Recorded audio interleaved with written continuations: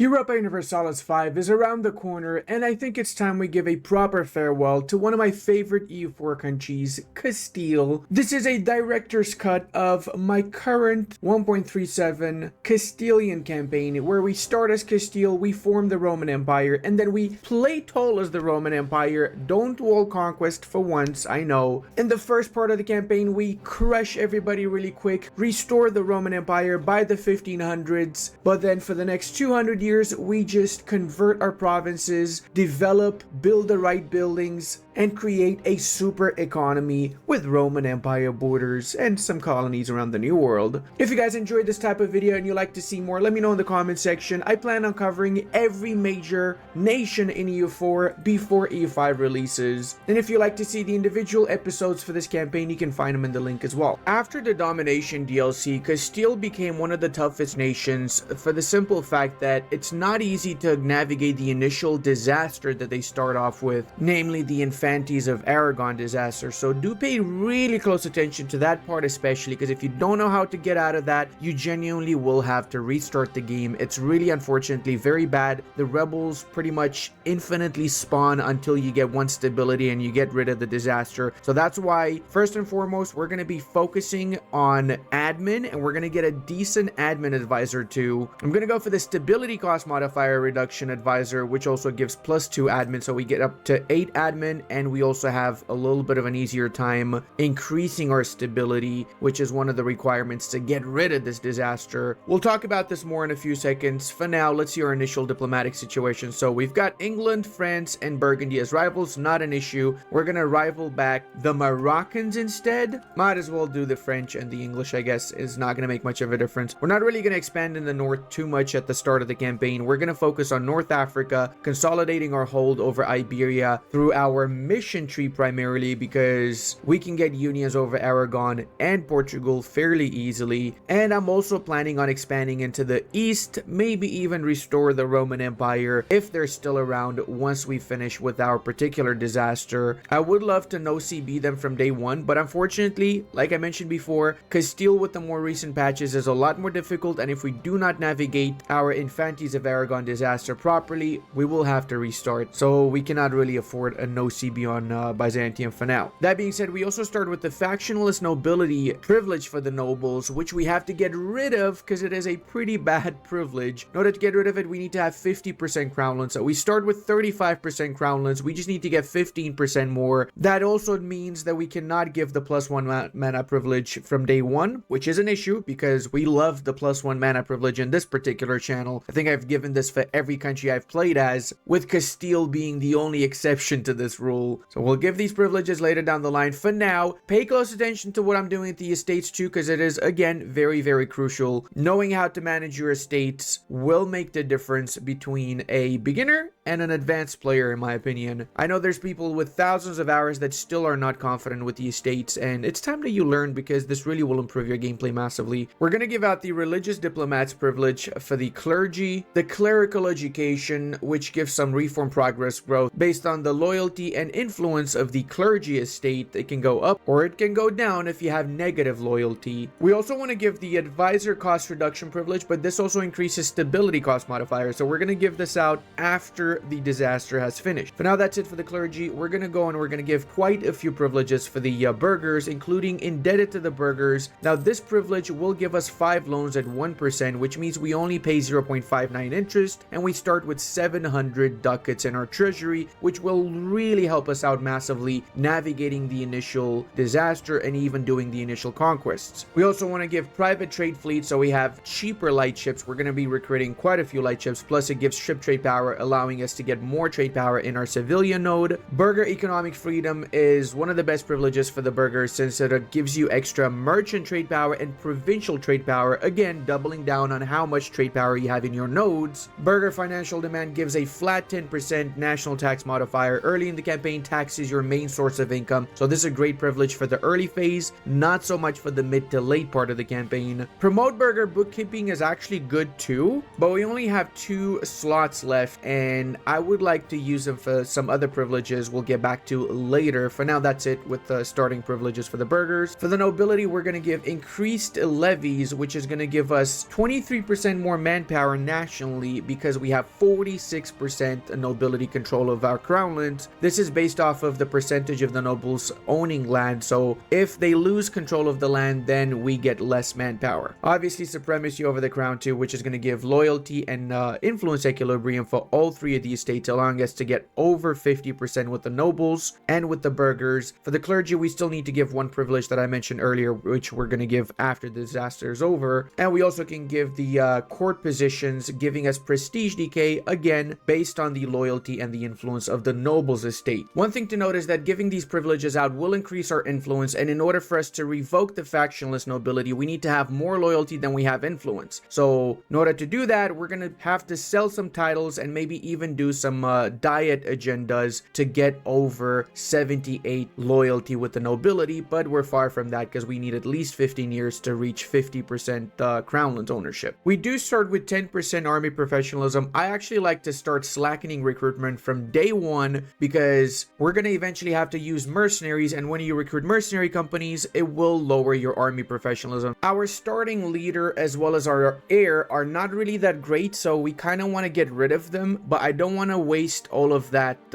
prestige by disinheriting my Enrique. So instead, what I'm going to do is I'm going to be turning Enrique into a leader. This gives me a chance that he's going to pass away. If he doesn't pass away in the first, say, 5 years, then I will probably disinherit him. I have no other choice. It's a little bit RNG. If you really don't want to depend on RNG too much, you honestly could just disinherit him from day one. It might even be the better option. And you know what? Screw it, because I want to show you what it's like. We're going to disinherit him, lose the 50 prestige, and I'm going to make up for that 50 prestige lost by getting the patronage of the arts privilege, which gives me 25 prestige back. And now we have to pray G that we're going to get an heir. Also, we really want to get Navarra as a diplomatic vassal. In order to do that, we just need to get 190 relations and an alliance, which we already got with them. And we want to do this because most of the times they become a junior partner of Aragon, as the leader of Navarra is also the heir of Aragon. So we don't want to get our union over Aragon before we vassalize Navarra, because if that happens, then we end up using one of our diplo relation slots for 50 years for just this one province minor of Navarra. Now, in order to also get our claims on the Navarran as well as the Andalusian parts, we just need to have 100% force limit for army and navy, so that's fairly easy to do. We're going to do that right now, actually. Recruit some more Latin medieval infantry all the way up to 34, and then 35 once we get a little bit more manpower. And the same here, we're going to get some more light ships, 1, 2, and the third one is actually going to be a flagship. Now, as the Castilians, I like to do a light ship as my first flagship, not a heavy ship, because I don't necessarily need to fight any major naval power, and I can use my light ship for exploring as well as for trade, so why not? We also have unique traits as Castile and as Spain for that matter. All of them are not bad. However, I'm actually going to go for trade power per ship and fleet. What does this mean? It means that all the ships, regardless of what type of ship they are, within the fleet that has the flagship will give 1 extra trade power. Also like to get my fleet movement speed, and the third one, sure, we can do fleet hunt piracy efficiency plus 100%. That's not bad, but let's actually give this a proper Spanish name. The historical Cucaracha flagship of the Spanish Armada. Everybody knows about this. It's common knowledge, obviously. Take into account that the Spaniards also have a unique ability. They can give organizations to their states, and these organizations are honestly very powerful. Not only do they give permanent bonuses to the entire state based on whichever organization or holy order you want to choose, but they also give a +1 development from either tax, production, or manpower. So that means for just 50 admin, we can get 5 admin development, or for 50 diplo, we can get 5 diplomatic development or production development, which would be actually 250 to 300 it would cost us to develop every single province in Toledo, for example. So it's really, really good to give this early on, not just for the bonuses, but for the development itself too. We don't have obviously much mana points to spare because we start with the worst ruler imaginable, but we'll eventually get some, and we'll talk about that more as we go along along in the campaign. I am going to get an alliance with Aragon. However, I'm not going to get a royal marriage. Why is that? Because we both have the Trastamara dynasty. So because right now we do not have an heir, what will happen is they will try to enforce a dynasty or a personal union over us. So their attitude will change from allied to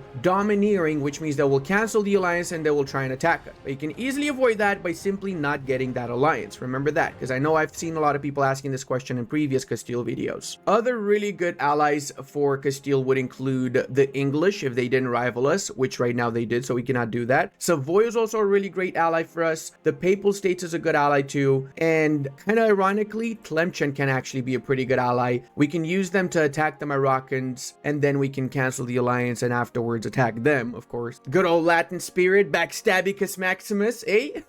No, we're scumbags. We're actually scumbags here. I'm also going to be improving relations with the Papal States. We are a part of the papacy because we're a Catholic nation, and we really want to have as high up relations as possible. We want to spend some papal influence eventually also to try and get the Curia controller, which has some insane bonuses like lowered aggressive expansion impact, diplomatic annexation cost reduction. Getting to be the Pope is like getting to be the next top model in Victoria's Secret, which really makes me wonder, why did I come up with that as an example? That's just weird, isn't it? Well, looks like Granada allied Tunis, so whenever we attack the Granadans, we should be able to also grab quite a chunk of the coastline of Tunis, which is of course rightful Castilian clay. Now guys, as to the Castilians, you have two options of playstyle. You can go full-on military, and the Castilians do have one of the strongest militaries in the world, and we can maybe even restore the Roman Empire. The second option is to go into the New World, create a colonial empire, and use that to get filthy rich. In my particular playthrough now, because this is the last time I'm basically playing EU4 as Castile, I'm going to do both. So we're both going to restore the Roman Empire and create a massive colonial empire. And do stick around and pay close attention, because I'll show you exactly how you can do both without any issues. There you go. We did not summon the Diet ourselves. We just waited for the nobility to call the Diet. Why did we do it? Well, because if we were to summon the Diet ourselves, it would cost us 5 influence with each of the estates, and this way we avoid increasing the influence for the estates. We're going to go for the proposal of the burghers to increase our trade power in the Safi or Agadir trade node. So that's actually going to be very, very easy, seeing as we're probably going to be attacking Moroccans very soon. Now, I'm also going to be sending an insult to the English, a regular one, because I don't have prestige to send a scornful one, so I increase my power projection a little bit more. Not only does this give us the +1 mana privilege when we get 50 or above power projection, but we also get morale of armies, so it will actually help us out in our wars. The Infantes of Aragon is a historical event where the sons and daughters of King Fernando of Aragon tried to get leadership over the Kingdom of Juan, namely the Kingdom of Castile. They didn't succeed historically, and Enrique became the king afterwards for a while at least, and they're not going to succeed in our game too. We're going to go for standing with the king. Now, this triggered 2 separate rebellions. Hear me out, this is honestly extremely important to take into account. When these rebellions trigger, it is vital that we crush both rebellions and we take the lands that they own immediately. If we don't do so, what happens is we will keep getting again and again events that lower both our admin, Diplo, and maybe even give us stability hits, and we need to have at least 0 stability, which we just got, to get rid of the disaster. As it stands, I'm not sure why Paradox hasn't fixed this, but this is a little bit buggy, seeing as the amount of events you get is way too high almost every month. Sometimes even more often than that, you get these specific events that destroy your mana generation and just make it impossible to go back to 0 stability, which means it's impossible to get rid of the disaster. So you really just want to push for this as soon as possible. We're going to transfer some of these units into the south to make sure we can defeat both the north and the southern rebels. And I'm actually going to make my king a leader. Okay, he's average. He only has 1 shock, 1 siege, but better than nothing. Reason for that is that we really need all the help we can get. And because he's got 5 maneuver, I'm going to sign up for this army so they move a little bit faster to Cordoba to reinforce the southern army. There you go. They've arrived. Now let's go ahead and attack the rebels in Sevilla. All right, so we defeated the northern army. We left a few units behind to siege that down, and we also defeated the southern army, which is actually perfect. Now, hopefully we siege this in time before we start getting the horrible events that just, there you go, spoken way too soon. Army deserters. We lose 117 ducats, but we gain some morale of armies discipline for 5 years. That's fine. That's actually not one of the worst events, but it did take a big toll on our economy, unfortunately. Come on, siege that down. Quick, quick, quick, quick. All right, perfect. That means that we now have ended the struggle of the Infantes. It means we get 23,000 manpower, 20 legitimacy, and 5 crownlands. And remember to always decline any sort of royal marriage from your allies, because that's literally just bait. If you accept them, you're going to end up with those particular allies trying to enforce their union over you. We can now diplo-vassalize also Navarra, which is amazing. And let's check on the Byzantines. They're still around. They have not yet been attacked by the Ottomans, which is great. It means that we can attack them so we can make them our vassal. Before anything else, I'm also going to get the Milanese as an ally, and you'll see in a few moments why. And we're going to merge up all of our fleets, go into the south so we can start getting ready for the invasion of the Byzantine lands. Now, declaring a no CB war on Byzantium means we get 40 aggressive expansion, -2 stability, and +2 war exhaustion. However, that is a little bit misleading because check it out. If you go to the aggressive expansion map, we only got like 5 aggressive expansion or 4 aggressive expansion with the Portuguese. We got 6 with the Aragonese. What happens is you get aggressive expansion with the nations around the area where you declare the war on. So that means around the Byzantines. That's why the Catholics in Venice got 16 aggressive expansion with us, and the Catholics in Portugal got significantly less, as well as because the Byzantines are an Orthodox nation, other Orthodox nations get more aggressive expansion. So Wallachia, Moldova, Serbia, which are Orthodox, get 22, 27 aggressive expansion by contrast to what my neighbors got with me. So the real problem with the no CB war is the fact that you just lose that stability and war exhaustion that is quite precious early in the campaign. We will be landing in the capital of Constantinople, and we're doing this just in case the Ottomans attack the Byzantines. As long as we hold on to the capital of the Byzantine Empire, then we should still be able to vassalize the Byzantines, even if the Ottomans take most of the southern tip of the Balkan Peninsula. Okay, looks like we have an heir, and unfortunately he is really bad. In fact, he's so bad, his name is Averregius Fall Out the Window Vius. I don't know why his name is that, but I don't think he's going to be sticking around for long. We're also going to be doing a naval landing into the south now that we secured more or less the northern parts, so we can more quickly put an end to this war and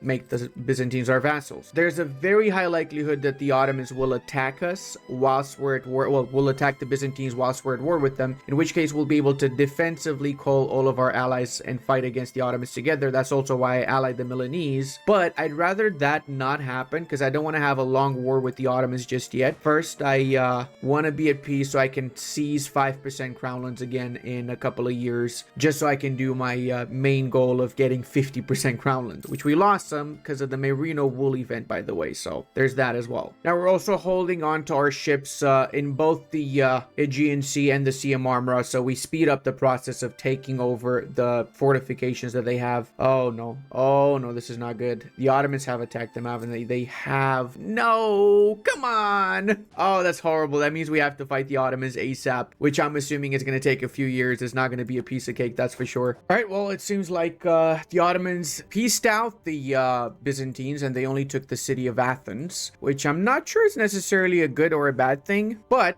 I am going to be vassalizing the Byzantines now. I don't need to be at war with them anymore, and I can also start getting ready for the war with the Ottomans because, of course, we're going to be reconquering all the cores that the Byzantines lost. They do have 23 ships. Problem is, my ships are not necessarily best for fighting. We have 5 heavies, which are great, but we don't have any galleys, and in this particular area, galleys are kings. They don't yet have military tech 4, so I kind of feel like this might actually be the best opportunity for me to attack. If I wait and they get military tech 4, it might be a little bit more difficult afterwards. Now, seeing as we have 2 subjects, we can also give out the Strong Duchies privilege, which offers 2 extra diplo relations as well as liberty, desire, and subjects reduced, which means we're not losing any diplomatic power from being over diplo relation slots. We might as well co-belligerate Karaman since they are the only allies the Ottomans have, and we set Athens as the main war target since it's fairly easy to reconquer this province. Now, the reality is that if the Ottomans reach military tech 4 during this war, it might be GG for us, so we gotta be extremely careful. I'm sorry. The Emirates just gave Condottieri to the Ottomans. You actual freaking scumbags. Brother, what? You know what? I'm actually so mad with that, I'm actually gonna attack. How dare you, Empress? Not only did they give Condottieri, but they gave it for free. Well, unfortunately, they managed to take Constantinople, so this is gonna be a little bit of a longer fight than I expected it to be. On the bright side, though, we've been improving in relations with the Burgundy, which made them cancel the rivalry so we can get a royal marriage with them, and Charles is now in charge, so we have a chance of getting the inheritance once we get the alliance after the war with the Byzantines is over. That would actually be amazing because that's like 400 development we don't need to worry about afterwards. Oh, this is a real big blow to the Ottomans. That's like half of their army, boys. All right, so we've destroyed the Ottoman army a few times already. We managed to inflict about 40,000 damage on their units, but they resorted to mercenaries. So now they've got roughly around half of their army as mercenaries, which means we're basically winning, but it's still going to take a little bit of time. They also have pretender rebels, which is good because they're going to have to fight through these bastards too. As long as we hold on to the Balkan holdings, we should be fine. I'm also building a few more ships right now, which will allow me to maintain control of the Sea of Marmara. They do still have more galleys than me, so I'm temporarily using some galleys. I know I like having my light ships, but galleys are going to be necessary for this war, unfortunately. I kind of underestimated the Ottoman fleet, and I'm not going to make that mistake again. Another time-tested thing I like to do is attack the smaller stacks whenever I see them and stack wipe them so that I can basically make the enemy army smaller. If I full on take on the enemy army, I might lose because the Ottomans right now have military tech 4. I'm still on military tech 3, so they do have the military advantage, unfortunately. Another victory for the greater crusade. I mean, Castilian nation. We're totally not a secret crusade over here, guys. Totally not. Another cool little thing you can do in your battles if you're struggling against the Ottomans is try and see wherever they're marching towards, and if you can, try and get there before they do. So right now, we're going to get -1 dice roll for attacker for the Ottomans because they are the attacker, and we're defending in the province of Costendil. Also, I forgot we need to get 1 stability so we can do the Infantes of Aragon, which increases the mana generation of Juan, our leader, by 1, which means that we are not going to be getting any more ticking war score for the Castilian Civil War, avoiding the Civil War for the time being. Oh, looks like Ragus is occupied by some rebels, so they can white peace us, which in turn means we can do our peace deal with the Epirus now, and of course that is going to be a full annexation. We're taking the island of Cephalonia ourselves since the Byzantines don't have cores on this anyway, and we're returning the core of Arta to the Byzantines, with which we actually need to improve relations. I actually forgot to improve relations with them. All right, we got enough war score to enforce most of our demands. We're not looking for everything here, but just a sizable chunk of stuff. So we're going to be taking Silistria, from which we're going to release Bulgaria to reconquer cores. In the next war against the Ottomans, we're taking all the cores of the Byzantines. We're taking a little bit of money. I wish I could take maximum amount of money, but I'm only at 130 here. I don't want to keep fighting just for another 20% war score because this war has dragged on for a lot longer than I was expecting it to anyway. So let's go with this particular war deal. We actually inflicted a lot of damage on them. We probably in the long run weakened them enough to the point where they're not going to be a challenge for us anymore after this particular war. These Ottoman pretenders will also continue to siege down Ottoman provinces, causing even more problems for them, especially since I'm not going to give them military access. So this entire area of the Ottoman Empire is now completely isolated from the empire itself. And seeing as we have 30 prestige, I'm going to be disinheriting my heir. I mean, oh no, what happened there? Fall out the windiest? Honestly, just about anything is better than that guy. He's just the worst. He eats with his mouth open. I didn't want to say anything, but he does. He really does. Now, of course, let's go ahead and secure that alliance I was planning on getting with the Burgundians from a while back. Do make sure if you want to get the royal marriage with Burgundy to get the inheritance, you have to send the royal marriage. Don't let them send you the royal marriage. That's really important, as when Charles dies, it will break the royal marriage if they were the ones that sent it. Now, seeing as Byzantium is extremely loyal, we can also divert trade from them and from Navarre, of course. All right, time for the North African War now. We're going to keep Granada as the war target. We're going to promise to give land to Aragon and Tlemcen, and that way we can use Tlemcen as our little meat bag. Basically, Tunis and Morocco focus on Tlemcen whilst we do all the heavy lifting, of course. Clearly.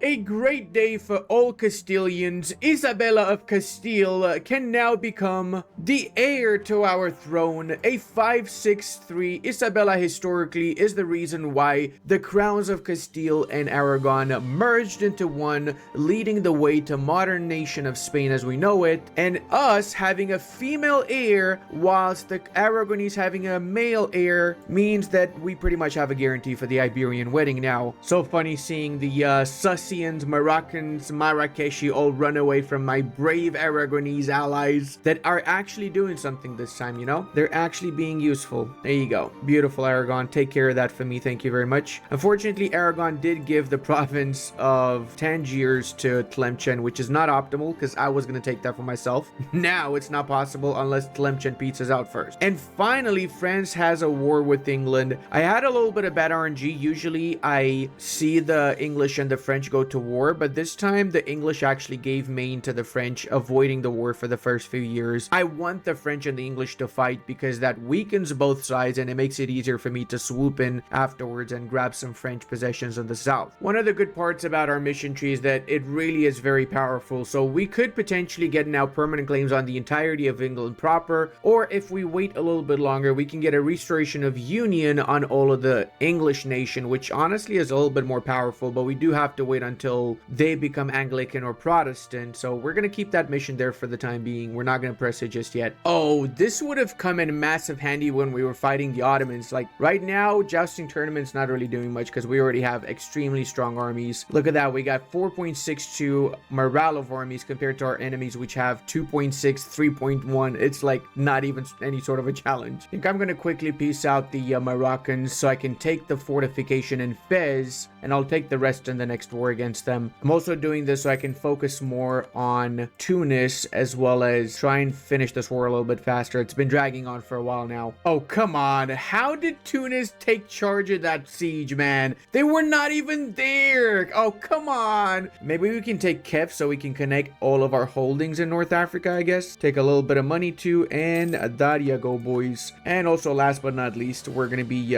fully annexing Granada, rightful Castilian clay, obviously. Cancel that core they got in Ceuta. Now, the problem is that we do have distrust with the Aragonese, which means they're going to cancel the alliance now. What we could do, though, is we can use some of our favors and trade those favors for trust. So we go from distrust to trusting us somewhat, despite not giving them the lands we promised we'd give, so they still keep the alliance with us. That is literally why I've been currying favors with them, because I did intend on not giving them any actual lands. We do have a little bit of overextension now, so let's see if we can concentrate development. We can. All right, that should put us below 100. There we go. So now we can just chill, relax, take a Chilius Pilius, and basically for the next few years, I'd say not have any actual wars and try and fix our economy. We can also choose the fate of the Kingdom of Granada. I actually like to convert all these provinces to Catholic. It really prevents any future bad events from triggering, so I'm gonna go for that. I'm gonna go back up to 1 stability, and then whatever's left of my admin points just gonna core up things. Of course, like I said, not doing anything for a few years until we core up everything, so we'll be fine. And with that mission, we have all 3 or 4 of these provinces Catholic now, so we don't need to convert them ourselves. We also can now release Bulgaria as one of our subjects since we have the diplomatic relation slots for it, so we're not losing any actual diplomatic power anymore. And I think I'm going to be attacking the leftover desert kingdoms of North Africa just so I have prettier borders and so I don't need to worry about any potential nations causing any trouble in North Africa. Basically just going to consolidate North Africa as soon as I can here. Now, seeing as early on I don't necessarily have many mana points, it's really vital when I do have some that I use them properly. So I'm going to now get my first local organization in Toledo, which is going to give local goods produced plus 10% and unrest reduction. Not only that, but it also offers 1 tax development in every province. Tax is not necessarily the best type of development, but the goods produced modifier is honestly huge from an economical perspective. I also set up the encouraged development edict, so now we can do a little bit of development in La Mancha. We want to bring this up to 10 production development, which will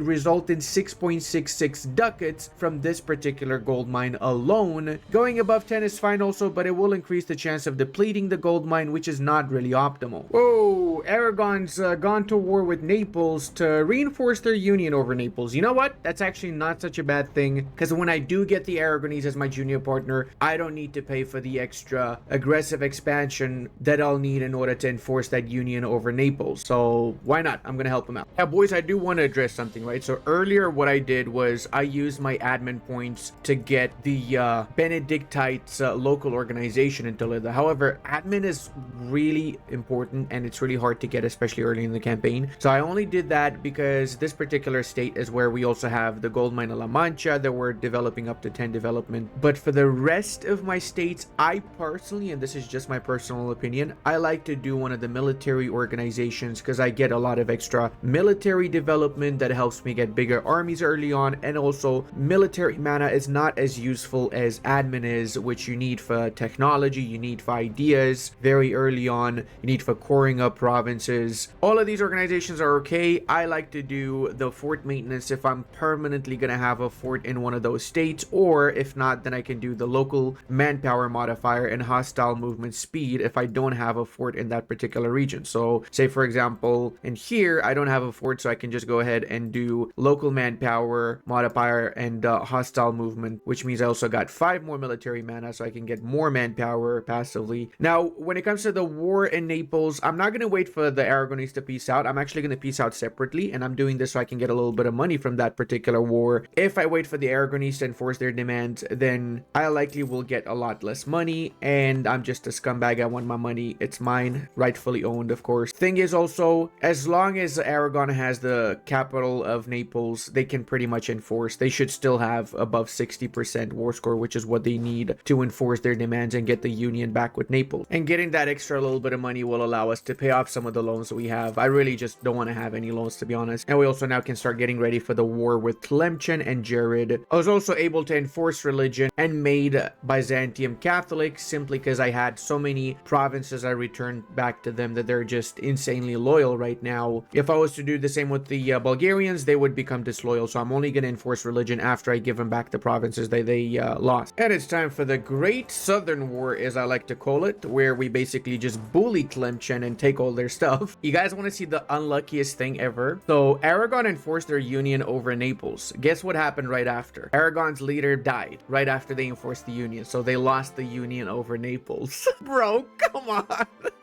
Really? What is this RNG, brother? So now there's a regency for Ferran de Trastamara, which is 14, and our girl is 14 as well. So once I finish the war with Tlemcen, if my leader doesn't pass away in the meanwhile, I am going to be abdicating in favor of Isabel, which literally will trigger the Iberian wedding. Okay, looks like we did not need to disinherit because he passed away, and Isabel is now the new leader of our country. We will need to get one stability back though, and we also got to wait for Ferran to come of age before we do any sneaky shweaky dicky. We have 2 options. We can get support from the Portuguese, or we can get support from the Aragonese. We're gonna go for the Aragonese, obviously, and that's gonna give us a 561 heir, which is not the worst, honestly. Alfonso sounds like a decent Spanish name to me, and we do have to get rid of the separatist rebels we have now, as well as increase our stability back. We do need to have 1 stability and get rid of all the rebels in order to finish this particular disaster. I know what you're thinking, Ludi, you had 2 freaking disasters in such a short amount of time. I know, it's the usual Castilian experience, honestly. And of course, the Portuguese also get involved and we get even more rebels. Why not? Now, the truth is, I am going to need some mercenaries if I'm going to be able to win the civil war. So let's go ahead and recruit some of them. Almogavars is really good. They have 4 shock general. That is actually delicious. So let's get that, and we're going to take a loan, and we're going to get a secondary mercenary company, the Free Company. That should be enough to deal with the rebels over on the actual Iberian Peninsula. Okay, we got some manpower and military power. Am I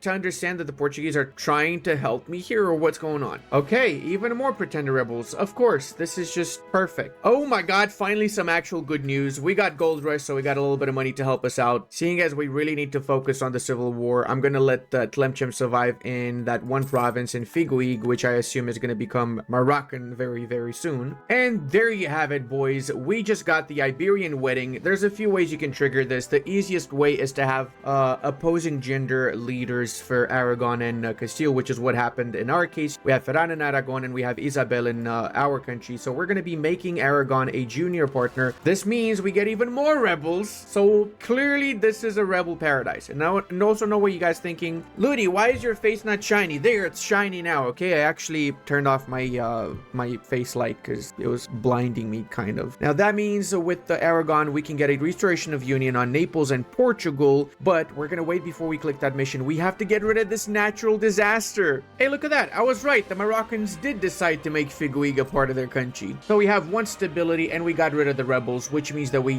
finished the Castilian Civil War, ending up with 2 stability in the process. That also means that we can do a reinforced royal authority that offers for 20 years some pretty decent bonuses. And more importantly, we can start with our claims in Aragon, which also means that we can now attack and restore the unions over first the Portuguese, of course, and then afterwards we're gonna have to do the Neapolitans once more, which apparently are getting attacked by the Pope. Okay, well, Pope, that is not very nice of you, sir. This is rightful Castilian clay, you should know. I think I'm gonna get another army in Caceres so we can more quickly finish this war and start with the next one. Oh wait, what? Aragon's helping me out. No freaking way. Little old Schnappeldoop Aragon actually doing something. Oh my god, I almost forgot to give the nobility integration policy. If we didn't give this out, we would have gotten -3 Diplo reputation after we integrated Navarra, so good thing I noticed. And I'm also taking care of the pretender rebels that the Aragonese have, because if I don't and they enforce their demands, then I lose my personal union over Aragon, which is a big no-no. Wait, what? Is this, bro, this is Theodoro kind of winning against the Ottomans. What on, okay, they're not winning, they're losing. But I'm still happy to see that Theodoro somehow managed to conquer all of the Bulgarian parts of the Ottoman Empire. And there goes the last of the brave Portuguesos. Oh, check it out, guys. Because we have an ally that has a great power in the French region, namely Burgundy, we can do this mission that's going to give us 10 permanent power projection. So now if we want to get the +1 mana privilege, we just got to be above 50 power projection. So we just go and we scornfully insult the Ottomans, and that means we now get +1 mana for each of the categories. The truce is also over with Naples, so we're going to go for the restoration of union against the Neapolitan crown. So the positive part about Naples losing majority of their land is that it's actually a very little aggressive expansion to us enforcing this union over them. The bad part, however, is that we do have to reconquer stuff from the Pope, which is going to piss off the Pope, and we don't want to piss off the Pope because we want to be in his good graces. All right, now that that's done, we can also do the peace with the Portuguese, and that's going to be basically no aggressive expansion. It's just aggressive expansion with the Ottomans and North Africans, which really doesn't make any sort of a difference. And yes, in case you're wondering, I am taking the province of Ceuta for myself. Do I need to do that? No, actually, I really don't need to. But I just like to see the straight yellow going from Gibraltar to the north of Africa. I'm just, you know, I'm a little bit OCD sometimes. All right, now I can go ahead and we can spawn some more rebels, of course. There you go. They all spawned in North Africa, clearly. And that means we now have a few more missions we can do. We can get 1 more stability from having recovered the Portuguese area. So we're up to 3 stability. We can also do descent onto Italy, which is going to give permanent claims on most of Italy as well as all of the Belgian parts. By most of Italy, I really just mean Milan and Tuscany, really. Now, very important, guys, we need to have above 0 relations with all of our personal union members. If we don't, what will happen is if our leader dies and we have below 0 relations with our junior partners, then they will break away and become independent nations, so we don't want to see that happen. Also very important, make sure you get the union with the Portuguese after they already took the exploration ideas, because if you don't, it's likely they take a different idea set, and we want the Portuguese to get exploration so they can colonize the New World for us whilst we're busy restoring the Roman Empire in Europe. And the moment a lot of you have been waiting for, we managed to get up to 50% crownlands, and also we have more loyalty than we have influence, which means we can cancel the factionalist nobility, one of the worst privileges in history, that we can now give out the +1 mana privilege for all 3 of the estates, and we still end up with 20%, so we are not getting any of the autonomy debuffs. Plus, if we go to our power generation, we're getting quite a lot of power now as consequence. We are, however, a little bit over our Diplo relation slot, so we might need to cancel this alliance with Savoy, I guess. Yeah, this is basically the last ally that we have, and we have to get rid of them, unfortunately. Burgundy is staying because I'm still hopeful that I'm going to get the Burgundian inheritance. And I've also recruited a ton of new galleys for my upcoming war with the Ottomans. Before that, though, we're going to do a little bit of a cleanup war in North Africa, as I like to call it. Now, during this cleanup war, I cannot go belligerate the Moroccans because they allied, actually, the Ottomans. So what I'm going to do is I'm going to be attacking the Tunisians and co-belligerate Fezantogurt and not the Moroccans, meaning that Morocco we're not going to take any actual lands from, where we're just going to cancel cancel their alliance with the Ottomans in this war. Holy mother, guys, we got the Burgundian inheritance, and oh my god, this is actually freaking insane. That means we really don't need to stress about the, let me actually save this.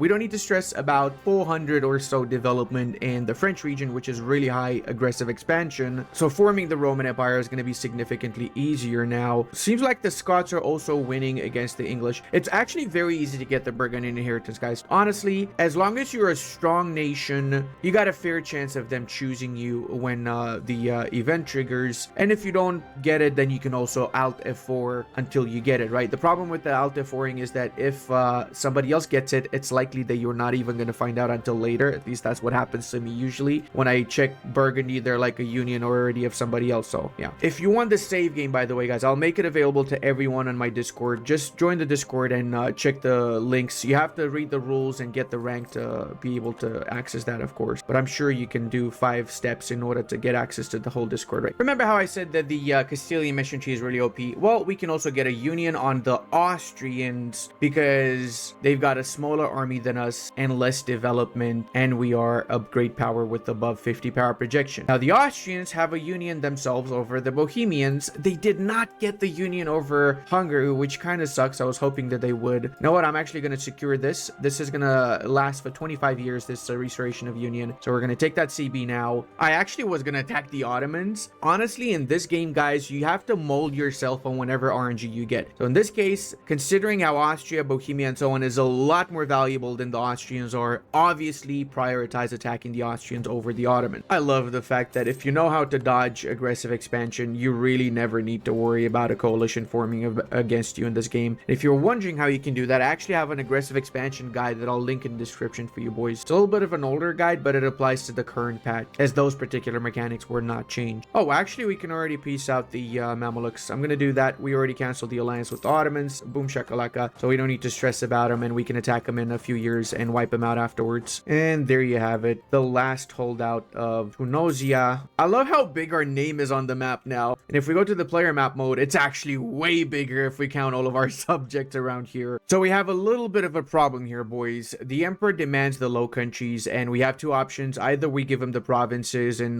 Belgium, or we go to war. However, if we go to war, we're going to have a truce with them. So what I'm going to do instead is I'm going to be declaring my own war, restoration of union, and that way we should be already in a war. All right, that means we can still enforce the union, right? Let me just double check. So my plan now is to just piece out the smaller nations like Florence, like whatever was in here, Hamburg, Brabant, and so on, before we actually push into the Austrians, because I expect them to have pretty sizable armies. This is a lot more challenging, so I'm going to take the burger loans, pay off the nasty 4% loan that we had from before, and we're going to use mercenaries like crazy if we want to win this. We're going to, at the very least, need to get the Grand Company here. I am impressed with Florence's diplomatic skills. They got an alliance with Austria, France, and Milan, so I'm going to cancel all of those, obviously, and get a little bit of monies out of them for the insolence of having fought us. The problem is the Austrians have occupied everything in the Balkans and South Italy, so I'm going to have to unoccupy this and also deal with them. They've been recruiting like crazy. They're up to 47,000. They had at one point 70,000 units, so they really are going into overdrive for this war. Holy mother of generals, the Almogavars have a 4 siege, 4 shock general. I am so hiring that man right now. Even if we go over our force limit, he is so worth it. All right, so now I've been basically targeting only Austrian provinces, both to get the war score and also to just destroy the economy and the output of Austria, because they still have 50,000 units in the field somehow. I love how they're also friendly towards me with the attitude. We also started conquering back the provinces that they took in the Balkans, and my vassals are taking care of the rebels in North Africa. So honestly, things are aligning pretty well. Look at that. We also got military tech 7, so now we can get some cannons to facilitate and speed up the conquest of Austria. Let's start with the 4 Kanonens. All right, boys, so we're getting major revolts and we're not doing amazing economically. We're actually losing 15 ducats, so we have to go to peace. We really do have to go to peace and fix stuff. I could carry on with the war. I don't really need to. I can enforce my demands as it is, and I even can take a little bit of money off of this. 100 ducats is better than no ducats. This means we get the union over both the Bohemians and the Austrians, and the Austrians also will keep their army, which is 40,000 strong, as well as the Bohemian 25,000, so I can still be at war after this. I can use their armies when I fight the Ottomans. Coalition wise, it is unfortunately quite a few few nations, but I'm confident that I'm big enough that this coalition is actually not going to trigger. So I guess here goes nothing. Wish me luck.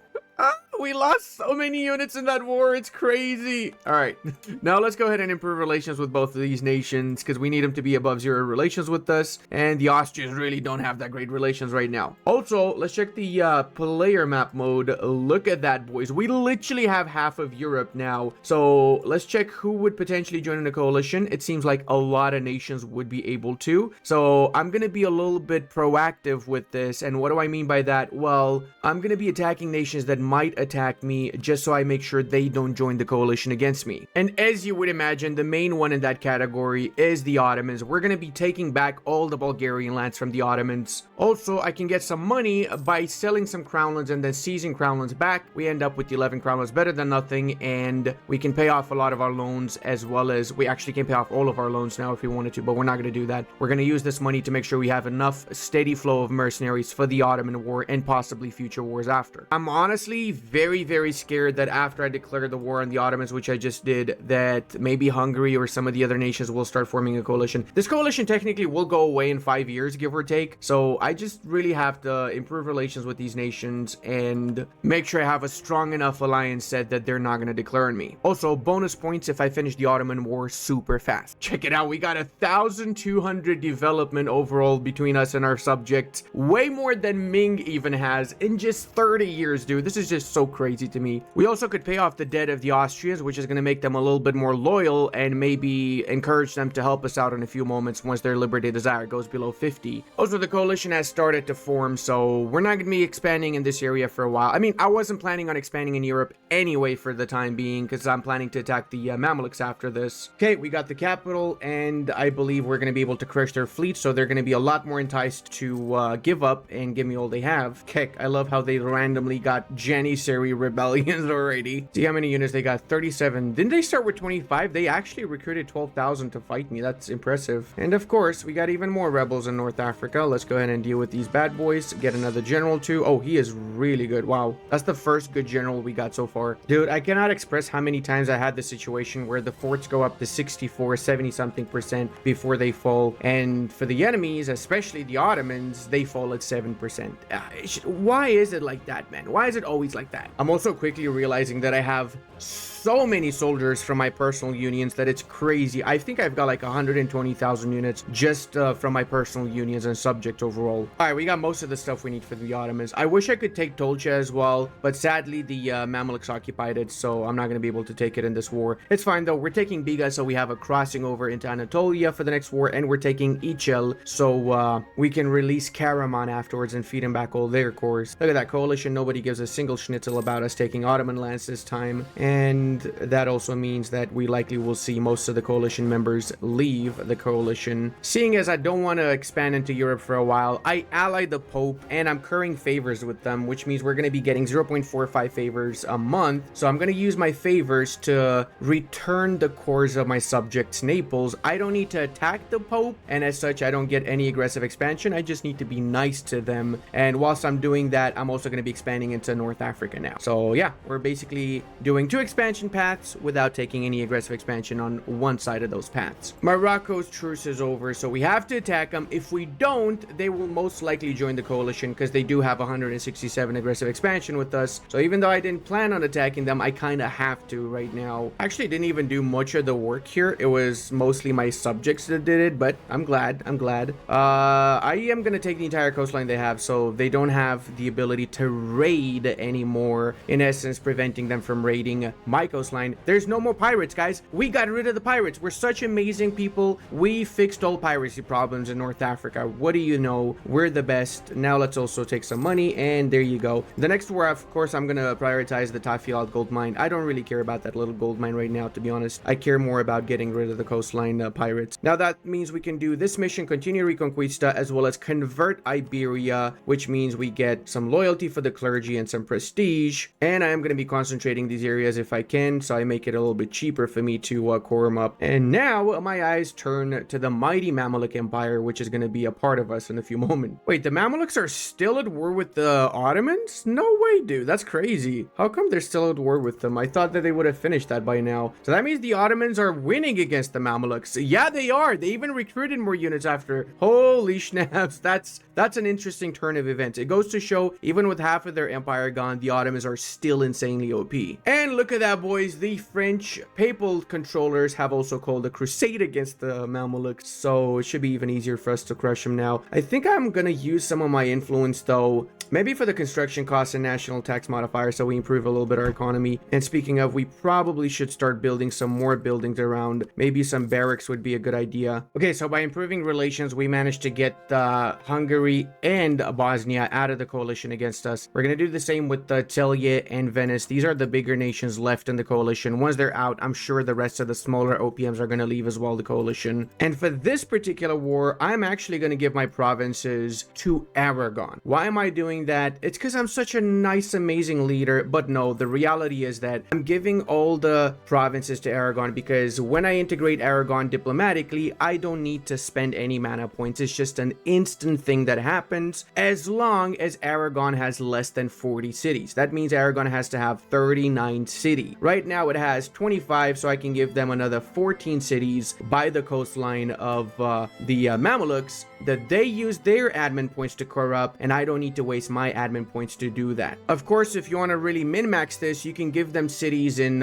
Italy that you're going to conquer, in France, or honestly just any of the bigger, higher development cities if you really want to min-max this. Maybe I'll keep the 3 development ones for myself and I'll core these because they're obviously cheap to core, and I'll give them like 10 plus development cities in the Mamluk War, maybe in the French War, and so on. I've decided to give about roughly 5 provinces to Aragon from this particular war. We're snaking all the way to the province of Azrak and taking a little bit of money too from this particular engagement. As you can see, is not much of a coalition actually, despite taking so many provinces. And the reason we took Azrak is because we can actually release Syria from Azrak. So we're gonna do Syria as well as Karaman. Not yet though. I kind of have a little bit of a issue with my diplo relations slots because I've got way too many subjects right now. So I gotta start integrating some of these bad boys. Now I also want to talk a little about your national ideas. Obviously aristocratic idea is not going to help us with our subjects. However, the reason I took aristocratic as my first idea set is because it does have a mixture of both military and economically focused ideas that will help us out, including this one extra diplomat that's going to be really great. But the more important reason why I took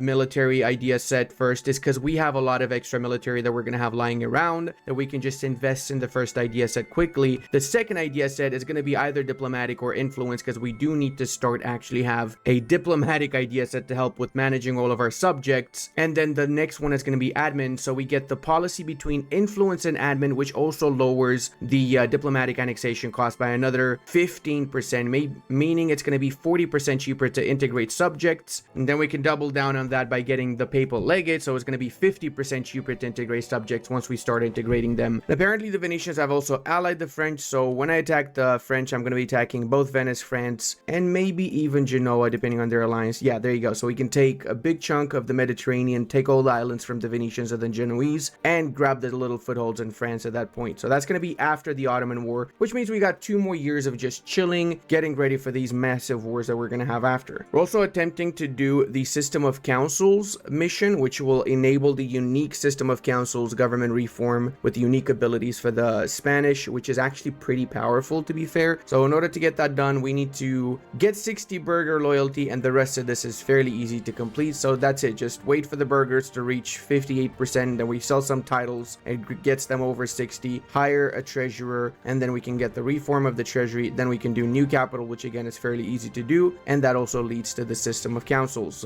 mission. I'm also doing my best to manage my mana distribution. We're up with the technology, but the problem we have is that we're quite backwards with our ideas. I need to start heavily investing in ideas. That's why I'm gonna do most of my expansion with my subjects rather than directly taking stuff for myself. And we need to integrate subjects as well and everything. So we're gonna go for influence idea, which is gonna give the -25 diplo annexation cost, as well as we're gonna go for admin next, which means the policy with admin and influence is gonna give us another 15% diplo annexation cost. So that's 40%. Then we get another 25 from our missions, namely Fecha del Imperio. So it's going to be 65% cheap Britannic subjects. And then we can do from the papacy another 10%. So that's 75% cheaper. So it's going to be insanely fast annexing our subject. We're going to have even more Diplo relation slot issues because we were also going to be releasing Karaman now. So we can feed them all the cores from the Ottomans. So we're going to give back Syrian and Karamanid cores in this war. Okay, we managed to get one more missionary now and missionary strength from the second Spanish ideas. So we're going to be assigning this bad boy to autonomously convert everybody, set Karaman as the war target, co-belligerate Morocco, and let's Google. Oh my god, the Moroccan army was hiding in the province of Tuat and it wiped out my army stack because I was not expecting anyone to be there. Well, at least the Portuguese are doing their duty as my honorable personal union member, so they're wiping them out now. This is actually pretty huge. We got unjustified demands minus 25 from this. We're going to get another minus 50% unjustified demands from influence ideas. So we can take whatever we want without repercussions. Almost without repercussions. It's over, Mamelukes. I got the high ground. Did I just call the Moroccans Mamelukes? Brother, we were so close to finishing getting Tuat. Look at this. It's 985 and we got separatists. Are you serious? Freaking natives, man. Now we're back down to 691. Ew. How do you pronounce this, guys? Hudavendigor or Hudavendigor? I think this is the most blessed peace deal with the Ottomans because we connect our lands in the Balkans all the way to Antioch, and then we have a connection to our North African bits in 2 years when we take the lands from the Mamluk. And we also split the Ottomans in 3 different sides. That's perfect. And also no coalition because nobody gives a schnitzel about the Ottomans except the Ottoman. Hey, look at that. We're also below 100 overextension. So this is extremely well thought out, clearly. I do have to say, though, I feel like maybe getting aristocratic as my first idea set was a bit of a mistake. Maybe I should have gone for something else, but I still don't regret it. We do have the diplomat, general cost reduction, autonomy change reduction, and so on. It's not too bad, but there would have been better options, to be fair. Okay, some of these cores we're getting back from the Pope are really expensive. 69 favors for Naples? What? Come on. I mean, it's only 23 developments, not even that much, bro. Oh, we could do Holy War for 75% aggressive expansion. Oh my god, I really want to do Holy War, but I also really want to get back the course for Syria, so this is a bit of a problem. You know what? Maybe I'm gonna do this. I'm gonna get the Holy War for this war, and then we'll do the Syrian reconquest in the next war, and that way we pay less aggressive expansion, and we're only gonna take like main Egyptian parts and non-core areas, basically. Maybe we'll take Tadmor and Suwaida since it's only 7 development between the two of them, so we connect our lands as well, so that would work as well. Every time I see this province Al-Karak, I think of the movie Kingdom of Heaven from I mean, it's not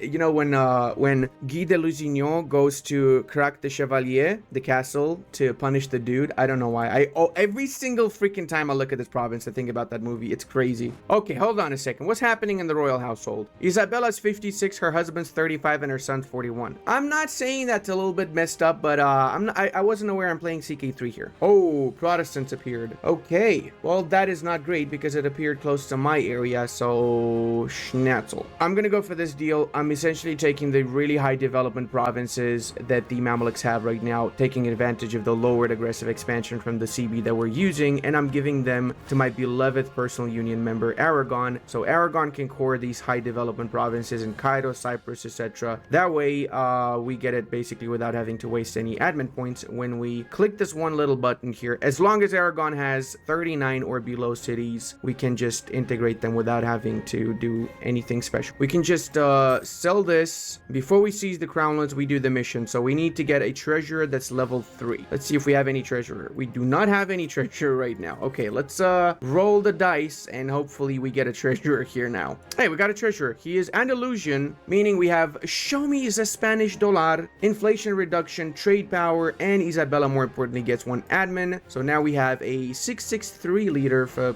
who knows how many years. She's 58 after all. We need to either improve the capital 12 times and expand infrastructure, or wait for the Solo Madrides Corte event. We could improve this. It's already been improved 11 times. So we can do encourage development, and then we just need to expand infrastructure too in here. So we can go here, Expandicus Maximus, boom, we got the second event done. I mean mission done. Paper is also produced in Toledo now, which is pretty awesome, and I probably should upgrade this to level 2 as well. Next, to do the system of councils, we just need 50% crownlands. Oh Holy schnitzel. It's gonna take us a little bit of time because we only have 23% now. Okay, I think we're ready for the big war here, boys. We're gonna be attacking the Venetians with the excommunication CB, which means it's 50% cheaper to grab some of their provinces that we have claims on. Make Crete as the war target because it's easy for us to get, and we're gonna focus primarily on the French. Let's get one more core back for the Neapolitans. We just need to get Naples and that's it, which is how many favors? Probably like 70 something favors, isn't it now? And we're ready for the big war. Let's go. Excommunication against Venice, which means we can take all provinces that we have a claim on. Oh, I love Prospering Times. This is one of my favorite events, honestly. It does suck that it's triggered in La Guat, which is not even our religion.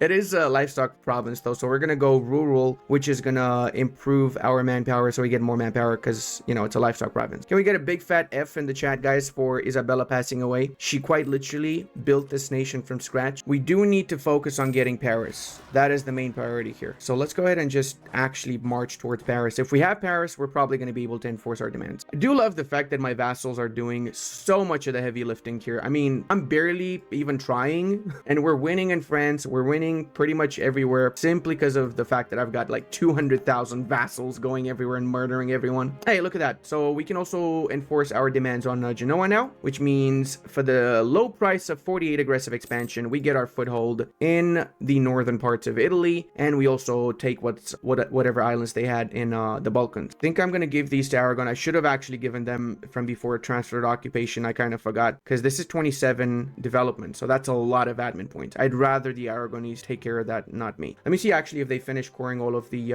African bit. I could probably wait and get more after the Austrians finish this fort, but I'll be honest, I'm kind of not in the mood to wait, and I'm also I just want to finish this. Come on, let's finish. We have a ton of rebels in Africa we got to deal with here, and in the Balkans. Whoa, what the hell? Karakoyunlu just grabbed a massive chunk of Anatolia? What? I didn't even see that. I guess it's time that we attack them. Brother, the Timurids are alive and they're crushing Karakoy. Oh my god, is this the border of the Timurids? How massive are they? Should I be worried about an insanely huge Timurids at my doorsteps? Oh my god, thank god you guys said that. I just saw that I have 27 ships. What the Schnitzeldorf? I think my fleet got its ass handed by somebody. How the freaking hell does Venice have 65 ships, man? Come on.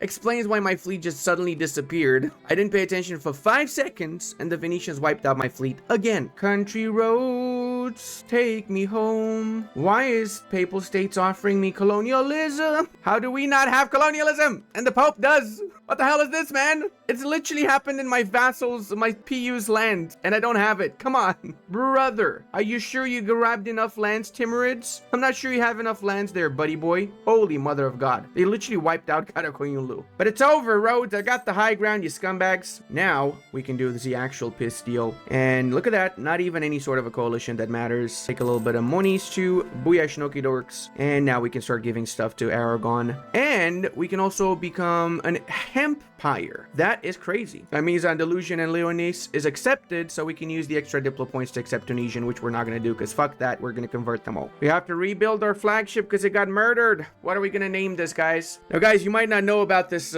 flagship, but Santa Maria Grande Puta was a very famous flagship in Spain. I have to say, though, this is the most disgusting looking border gore I've ever seen in Anatolia in a really long time. I mean, the whole area. Look at this. This is just insanely horrible. All right, well, we're only taking this much from Karakoyunlu because I am way over my overextension, so I don't want to get completely screwed over. Hopefully, we can concentrate. We can. Okay, that is actually beautiful. That should bring us below our overextension a little bit. 130, so let's go ahead and give a couple of provinces now to Aragon. We're close to below 100, so we're just going to give Karaman the last province here. That should put us below 100. It is 99. Perfect amount of overextension. I just realized we still have the mercenary company. We have to disband these guys. This is why my army was costing me this much. Okay, we're wiping out the rebels and then we're disbanding this army. Also, now that we entered the age of reformation, we can get the tercios, which is a tier 3 government reform for the Spaniards. And by tier 3, I mean tier 5. Did I say 3 or 5? This allows us to get the unique tercio units that the Spanish have, which are totally not overpowered. Maybe just a little bit. We're going to get as many of of them as we possibly can, of course. The whole situation in Anatolia is so complicated. I don't even know what's my land, what's enemy land, what the hell is happening here now. Oh, it's actually a good thing that we did the holy war against the Mamelukes, because now they're not a target of the crusade anymore. Quest for the New World. We can get an explorer, which means we would be able to do plus ultra mission as well. Boom shakalaka. Increase our colonial range, and we can get a conquistador from the next mission too. Hails to the yes. There you go, boys. Without even getting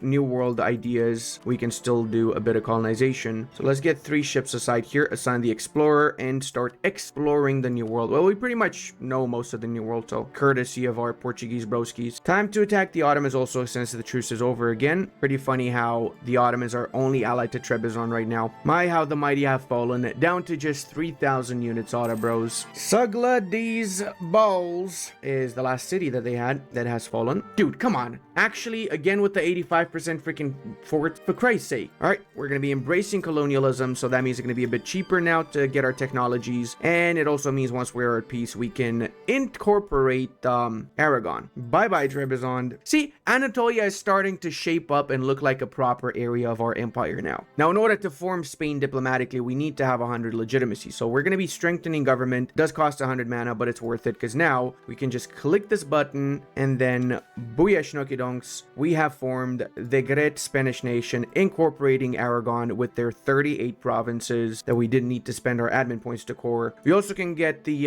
Societas Jesus, and also all the other stuff that allows us to convert stuff faster. We also can now do admin ideas as our 3rd idea set for the policy between admin and influence mostly, and of course the other bonuses that they offer themselves, including the core creation cost reduction, which is huge. We will also be taking these Spanish ideas, going away from our origins of Castile. That is because Spain does offer not only some of the most insane military ideas that include artillery fire +1, so basically from now we don't need to wait until military tech 16. From this military tech that we have, we can just have a full back row of artillery, and it does actually make a massive difference. We also get, of course, discipline and morale of armies, but we keep our colonists, and we get a little bit of reform progress growth. Is not too bad. To be honest, most of these ideas here, the last ones, are pretty average at best, but the military ones are pretty good, and the fact that you keep your colonists is not bad too. I was a little bit torn between the two of them. We're making all of the Aragonese lands full states, of course. That does mean that we're way over our government capacity right now, so to fix that, we're going to need to give out some privileges that increase our governing capacity. We already gave out the one for the clergy. We're going to need to give for the burghers and for the nobility, though. This one should be okay for now. We should be able to grab 5% crownlands when we murder all of the rebels that we have right now. Okay, chat, let's guess. How many favors is it going to cost us to return Naples to Naples? Let me see it in chat. How many favors? All right, so I'm going with 84. Chat says 87. It's 81. Everybody was wrong. It'd be like that sometimes. Hey, look at that, guys. Naples got all of its stuff back without any sort of issues, with no wars, peacefully reclaiming their lands from the vile papal state. Yeah, I do think, like, Timurids is not the worst thing ever, because they only took, I think, Urfa, that is Syrian. It's not even Urfa. They didn't take any Syrian lands, did they? They only took Arabian lands. That's it. It is scary to see such a massive Timurids over here, though. Well, time to attack. Easiest war imaginable, boys. Make sure we get Talab as the war target, and let's go. They've got a whole 6,000 units after the Timurids played with their food over here. You know what? This is not a bad idea, chat. We can get the Grand Armada, which gives 25% Marine Force limit and national leader maneuvers and so on. So it's really not bad whatsoever. Fuck it. We'll go for that. We don't have any treasure fleets because we don't have any actual colonies in the New World for now, but we will eventually get some. Right now, our people are busy exploring apparently Australia, or the coast of Australia anyway. So we got 16.24 papal influence. That is genuinely really freaking amazing. Another day, another massive victory over 3,000 units that the Mamluks had. So yeah, we're basically in charge of all the Syrian parts, and we also have all of the northern parts of Egypt. So in the next war, we can take what's left of the Egyptian bits, since we got all of the high development areas already. We're gonna keep this army here busy at work, wiping out any sort of dissent and rebellions in Africa and Iberia, and we're gonna have the other armies ready because we're gonna be attacking the French now. Very important we release Gascony first, because if we release Toulouse, they have cores on both Rouergue and Narbonne, so they would be the only nation that gets released. Bordeaux is nice this time of the year. Boom. Let's go, everybody. Let's kung fu fighting. 50,000 Burgundian and Bohemians chilling over here for no reason, and another 60,000 over here sieging down Burgundy. Ludi. Where is the French army? They got 60,000 of their own, but they're apparently trying to siege the northern parts of France. Okay. Hey, we annexed Bulgaria. That's awesome. So that means that I can now do the mission. I just need to finish my vassalization in Treviso, and that's it. Oh no, my leader died. You know, the good side is we did integrate Naples, but we have a horrible new leader. Oh, this dude sucked. I was actually thinking about disinheriting Fernando, and now we ended up with him as our leader. Ugh, that's unfortunate. Let's go! Restoration of union on those heretics in England, because they have become Anglicanicus, which is not good for us. We don't need them Anglicanicus. We need to return them back to Catholicus, the real religion. Hey, we can make Madrid the new capital. It's also going to allow glass to be produced in Madrid, or we can get one stability. I like the stability, but I'm going to like even more getting Madrid as the capital, since it means we have glass now produced here. That being said, Toledo is still an extremely good city, so changing the capital also means it's going to be basically nothing to develop this. If we also encourage development here, it's in essence 10 mana points to develop this province, which is ridiculous. Like, it's actually ridiculous. All right, boys, the war has been completely, definitely won. That means we can take now all the cores of our subjects in the south, take Forest so we connect the rest of the empire with the Burgundian holds, and that's pretty much it. Also, not much of a coalition because it's only 32 aggressive expansion for taking basically half of France. Let that freaking sink in. I'm also gonna make Trent a diplo vassal because I need the province of Trent, and this is also like 21 development, and I'm just not in the mood to fight the entire HRE for one province. Sadly, we do also have to make the Commonwealth a rival. I don't need to do it now. I'll wait a little bit longer till my power projection goes down, because for now they're actually friendly towards me, so I'd like them to be friendly for the time being. I might even get an alliance when I start getting massive amounts of AE from the north of France and from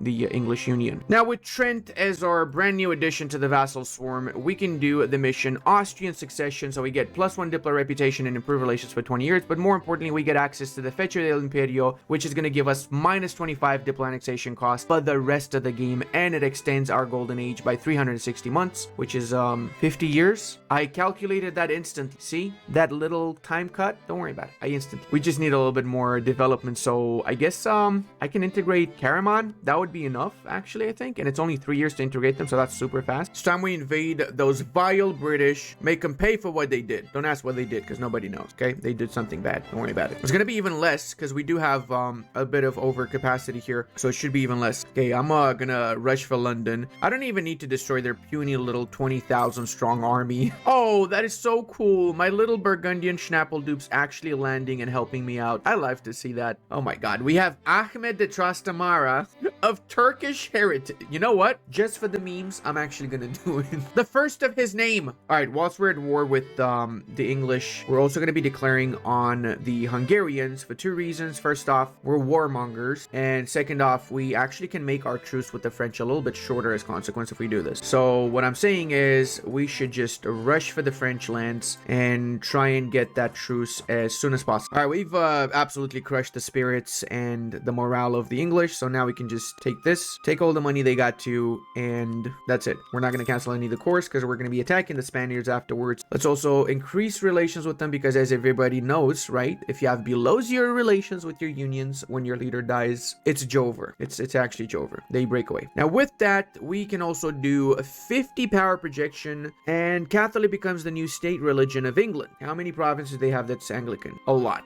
Let's do that now. I was gonna wait a little bit because I do have 100 power projection, but I think it's time they revert back to Catholicism. Holy mother of subject, guys. I feel like Karakoyunlu would make an amazing subject for us. Oh yes. Oh, definitely yes. So the reason we haven't gotten the event where Mare dies and we integrate Burgundy is because we haven't been at peace. We have to be at peace. So you've been continuously at war pretty much the whole freaking campaign. Didn't give time for the event to actually trigger. Oh my god. Venice is no more, guys. So that means we can release Venice and feed it back a ton of cores. Oh my Schnitzeldorf. All right. Looks like the French were generous enough to give us some money. Well, that does mean we can now do Fecho del Imperio, which means we have 25% diplo annexation cost reduction, and we extend our golden age by 30 years. I've been told by chat it's not 50. And skibbity boo, skibbity bay, boys. Everybody say hello. Chat, everybody say hello to Karakoyunlu, the newest skibbity on the gang. Everyone say hello, Karakoyunlu. We love you. Please give us many, many, many cores. I am going to be giving the Austrians all of the lands province that I took from the Hungarians. The reason I'm doing that is because right now it takes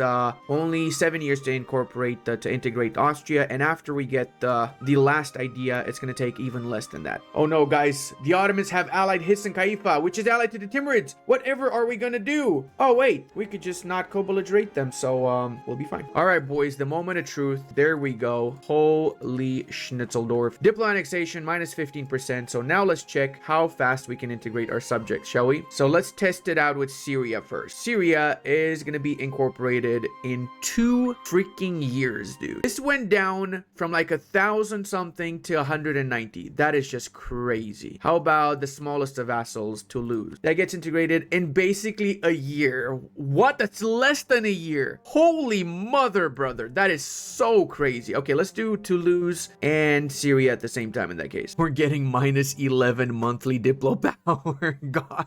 It's worth it though, okay? Also, that means that we can now Diplo vassalize everybody and incorporate them super fast. So we can just cheese the shit out of Diplo vassalizing and incorporating the whole freaking world, basically. You know what? I'm also gonna do Gascony and I'm gonna do another one. I'm gonna do 4 vassals at the same time because I can. Would we be overkilling here if we went 4 vassals at the same time getting annexed? We're only losing 30 diplomatic power per month. I think we can handle this, okay? I'm definitely sure we can handle. There you go. We already got Toulouse done. So 3 to go, meaning only 20 per month reduced. I was gonna release Venice. I gave by mistake split and Zadar to the Austrians, so now I'm gonna be releasing Venice and feeding that back the cores after we incorporate Treviso. That is gonna be in March 1538. Probably gonna take a couple of months, to be honest. Literally 4 months it's gonna take to incorporate them. Hey, 2 for the price of 1. Syria and Gascony incorporated at the same time. Now let's make sure we make these full states, of course. Let's not forget to lower autonomy in all of these incorporated areas. I do love the fact that, I don't know if you guys know this, but Byzantium, whenever you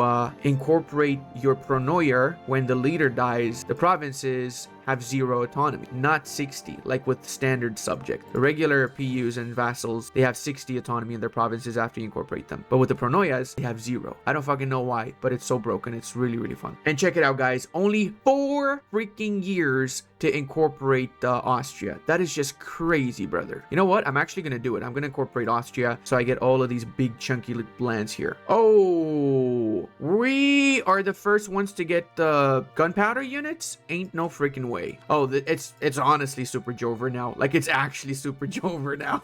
No one's gonna be able to do anything about us. The Timurids just formed Gorkani, which is short for subscribe to Ludi at Historia or else. I don't know what else, but what it means, okay? All right, so we did a little bit of improve your relationius, and that means we can now diplo-vassalize both Ferrara as well as Mantua. So right now, guys, we have minus 80% diplo annexation cost for our country, right? These are the modifiers right there. Hey, look at that. One more nation to vassalize and integrate in like freaking 4 days. All right, let's do a little bit of skibbity boobing in the Mamelukes and clean up these lands here. And also, because I'm a Pepega, chat reminded me we also get admin efficiency plus 5% from Alhambra, as well as we also get diplo annexation cost minus 5% from Alhambra if we do the mission across the strait. You know what? I'm also going to do this war against the vile horde from the east because I'm trying to show off the chat. Oh, we have a real challenger here, boys. 100,000 soldiers, but no manpower. So they just went full on here. All right, we're going to do a little bit of a cheeky war in the west as well against the French whilst we're at war with these peeps in the east, just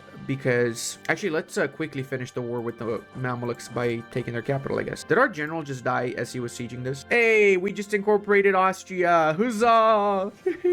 What the shit has been happening in Northern Europe? All right, so I've been in this war for a while. It's going to drag a lot longer, so I'm just going to piece them out now. I'm going to take a little bit of the Caucasus, a little bit of this area here. We're going to take more provinces in the next war against them. For now, I just need to focus 100% on the Western Front, and I need to focus on converting my provinces to Catholic. All right, so we're going to be taking 3 important cities, Troyes, Toulon, and Angoumois, so we can release subjects and feed them back to course. And the other ones, we're directly going to own them. Plus, we're taking a little bit of money because we want to use it for strategic upgrading monuments mince reasons. Now, because we were unfortunate and we couldn't incorporate Burgundy in time, we're gonna do it manually. Now, we just finished the war with Gurkhani, but we have to go to war again with them because they just allied freaking Medina, and we need some cities from Medina. We cannot let these guys hold on to Mecca and Medina. I know it's in the name Medina, but I still want it. We literally just need these 3 provinces. That's it. All right, we can do this deal, and I'm gonna go for it because I really just want to piece them out as soon as possible. I just need Mecca, and that's it. Nothing else. Now, with that one extra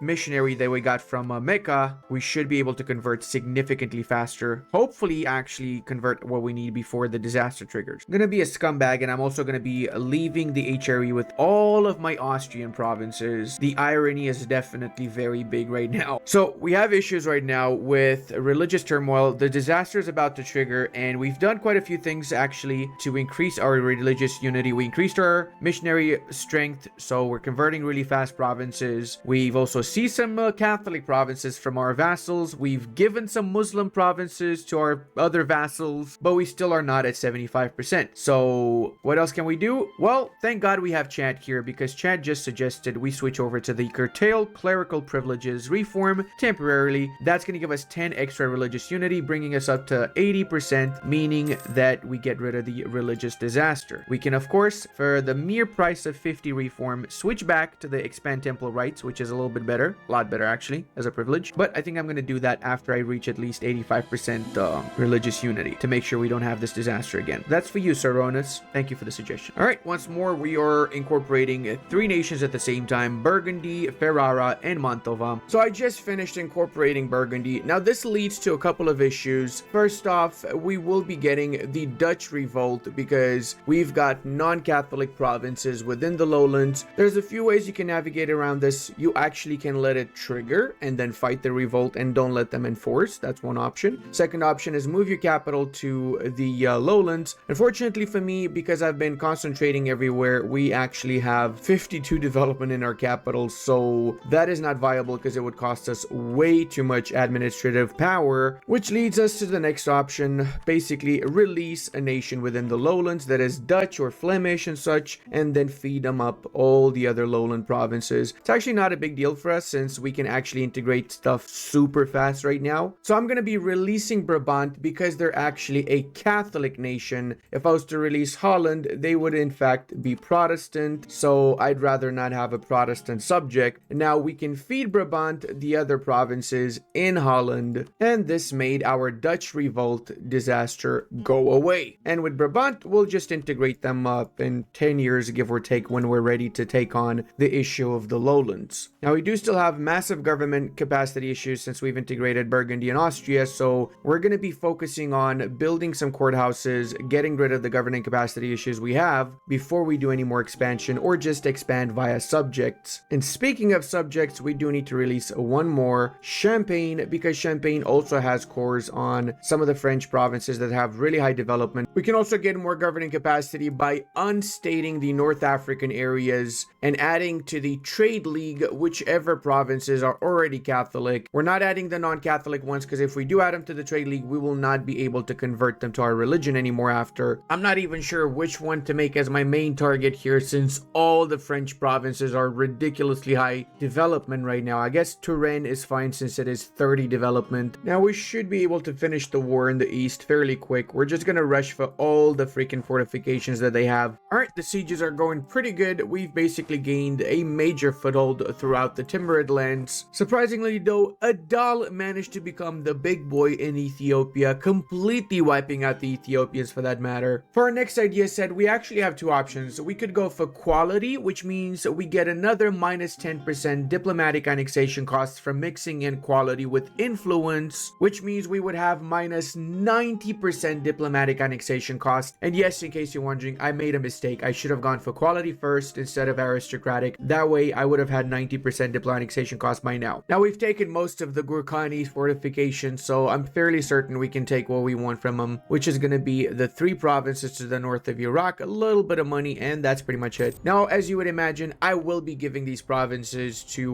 Karakoyunlu also, which I've also turned into a Catholic kingdom since they're very, very much so obedient because I've returned a ton of provinces to them, so they're happy with my rule. At this point in the campaign, it's not so much about being able to expand as it is about about managing your governing capacity, right? So we built a lot of buildings, a lot of courthouses around the world, but we still had way too much governing capacity. So unfortunately, what I had to do was unstate parts of the Balkans. That means we don't have any more over governing capacity issues. So we're not taking the extra aggressive expansion and we're not getting the extra debuffs, meaning we can take big chunks of land now from this war. That means full annexation for Bologna. We're taking about half of Savoy as well. And as you can see, pretty much nobody gives a single schnitzel about it. And from France, not only are we returning the cores to our subjects, but we're also taking 3 more provinces. This does mean we actually do have a sizable coalition now. If we look at the coalition map mode, do you really think Hungary, Milan, and Bavaria is going to stand up to me? I don't think so. I love that Orleans and Champagne both have above 120 development, and it takes me 1 year to integrate them. Oh, we're actually about to get 50% crownlands. That means we can do the System of Council mission. Oh my god, that is amazing. So the System of Council is a unique tier 1 government reform for Spain, which is honestly insanely overpowered. We got an extra 2 diplo relations, so we are not over our diplo relation slots anymore. It also guarantees monarch administrative skill +1, and it allows his state privileges to be revoked regardless of influence and loyalty. Seeing as we have so many extra diplo relation slots, I also want to diplo vassalize Bosnia. They're willing to diplo vassalize me, but I do have a Bosnian core in the province of Laika, so I'm going to be actually returning them this particular province. It did cost me 10 prestige, but it is 100% worth it, because now look at this. They are willing to become our vassal diplomatically, and again, incorporating Bosnia is insanely cheap when we're ready to do so. We gained basically 70 development without having to even fight for it in the Balkans, because I think they were allied to the Commonwealth, they were allied to the Papal States, so we would have had to break a few alliances in order to fight them. And speaking of alliances, let's actually get this alliance. We can use the favor system, if anything, to return some of the cores they have for Karakoyunlu before we attack them eventually. And seeing as we're going to be going heavily into the rest of Europe, it's best to have the Eastern Commonwealth not in any potential coalition. I feel like getting an extra diplomat is a pretty big deal, so I'm going to be pushing for the Schönbrunn Palace, which offers me 1 more diplomat at level 1, and then as we upgrade it, we get Splendor and even chance of inheriting personal unions up to +10, and lowers the years before we can start integrating our personal unions. Oh my god, this is actually insane. We got the loyal subjects, diplo annexation cost -15. I assume that that does get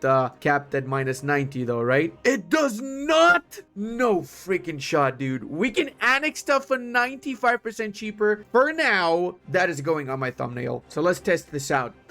July 1569. What? 3 months to annex Orleans? No freaking okay, I'm doing it. I'm freaking doing it. I'm gonna annex all of these guys. Screw it, man. I'm annexing them all. I'm gonna annex Champagne, and I'm gonna annex Brittany too, just so I get 3 extra diplo relation slots, and then I can get 3 other vassals and rinse and repeat, because we only have like 15 years for this modifier. Might as well take advantage of it. We actually could probably just integrate England, because I'm gonna need a city from England to form Rome anyway, and that's like 30 cities that we get from England towards forming Rome. Oh my god, we got -27 monthly.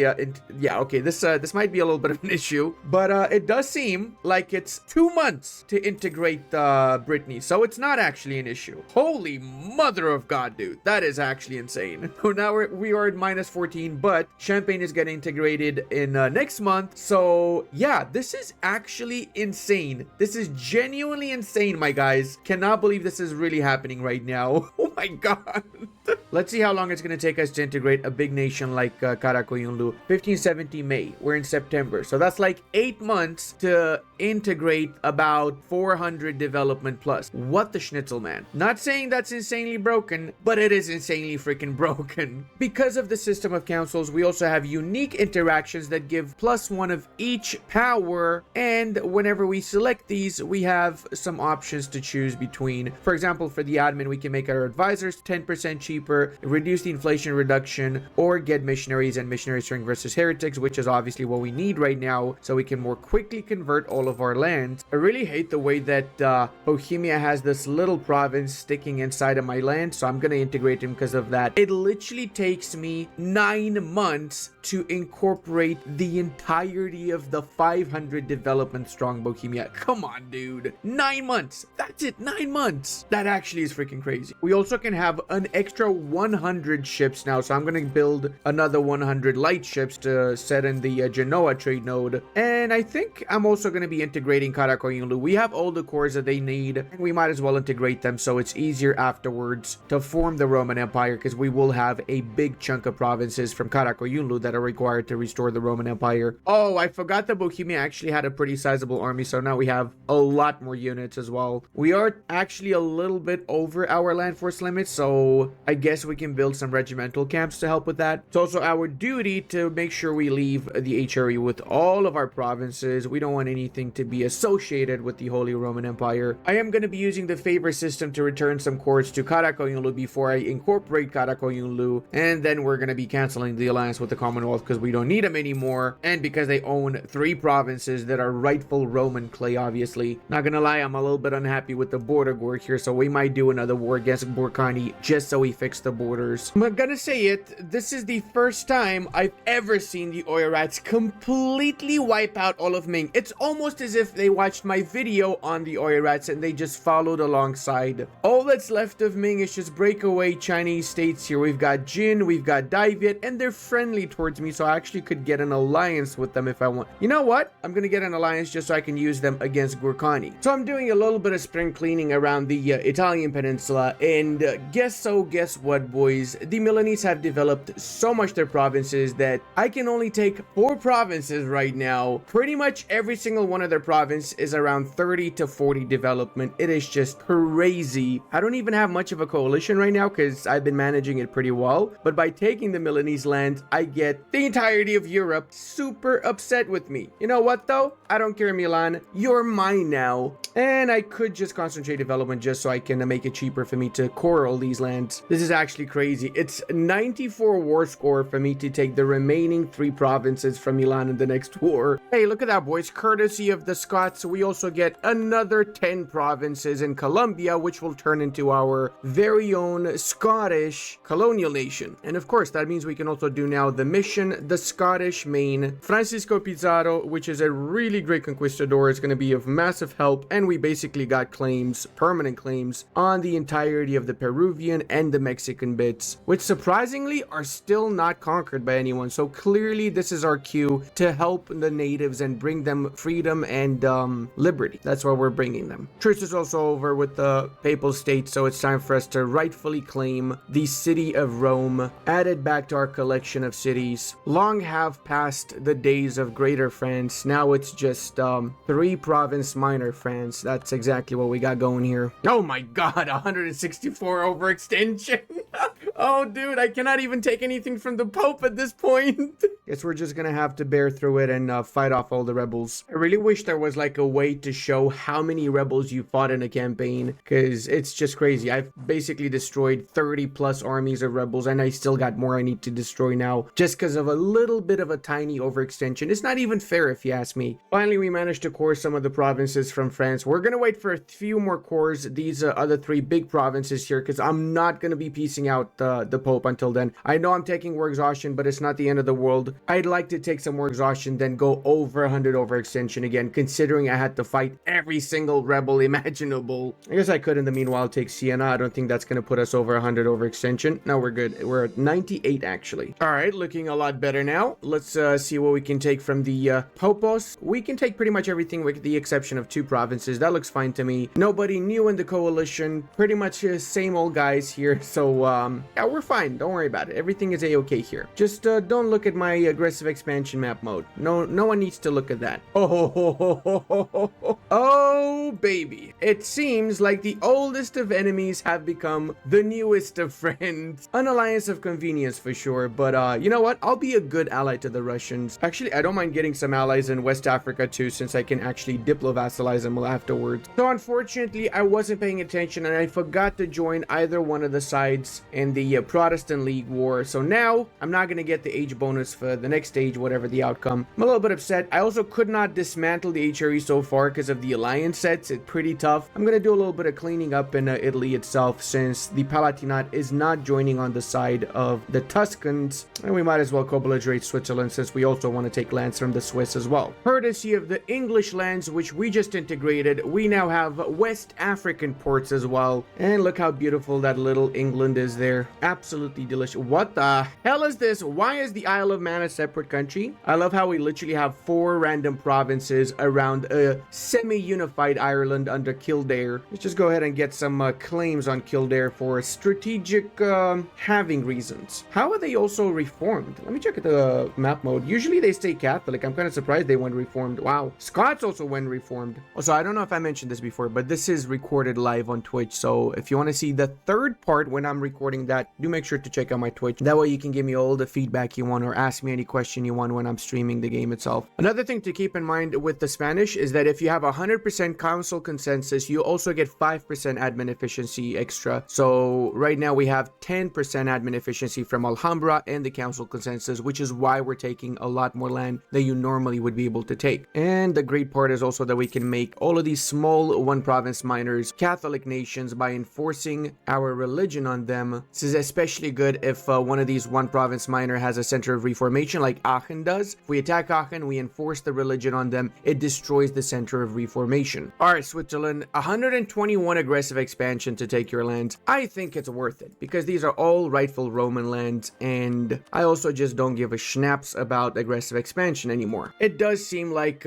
in order to fight Serbia, we gotta fight the Commonwealth too, so I guess we can do a bigger war. We can do Commonwealth, set one of the Asian provinces as the war target, say Erzincan, co-belligerate Hungary since we also need to take 3 provinces from Hungary, and there you go. And what do you know, boys, we have the last policy we need. So we have a permanent minus 90% diplo annexation cost. Imagine if we got the loyal subjects event to trigger now, we would go down to minus 95, or is it possible to get minus 100%, basically just instantly annex something? Because I genuinely thought that it's hard-coded to stop at minus 90. I did not know you can go even below that. That is something I learned in today's playthrough. Then my question is, can you go to minus 100 so we instantly integrate stuff? It's really starting to shape up, boys. We literally have like 8 provinces that we need to take before we can actually form the Roman Empire now. Let me actually double check that. 409, and we need 425. So we need 14 more, right? That's it. All right, so we can take the 4 provinces we need from the Commonwealth, take a little bit of money as well, and I think that should be fine. Nobody cares about us taking Anatolian lands in any case. And now see how fast everybody that was in a coalition against us leaves the coalition. The only reason these scumbags joined the coalition against me it's because they thought that I would be busy with the Commonwealth or whatever, right? Now they see that they cannot even touch me, so they're all scared shitless and leaving the coalition.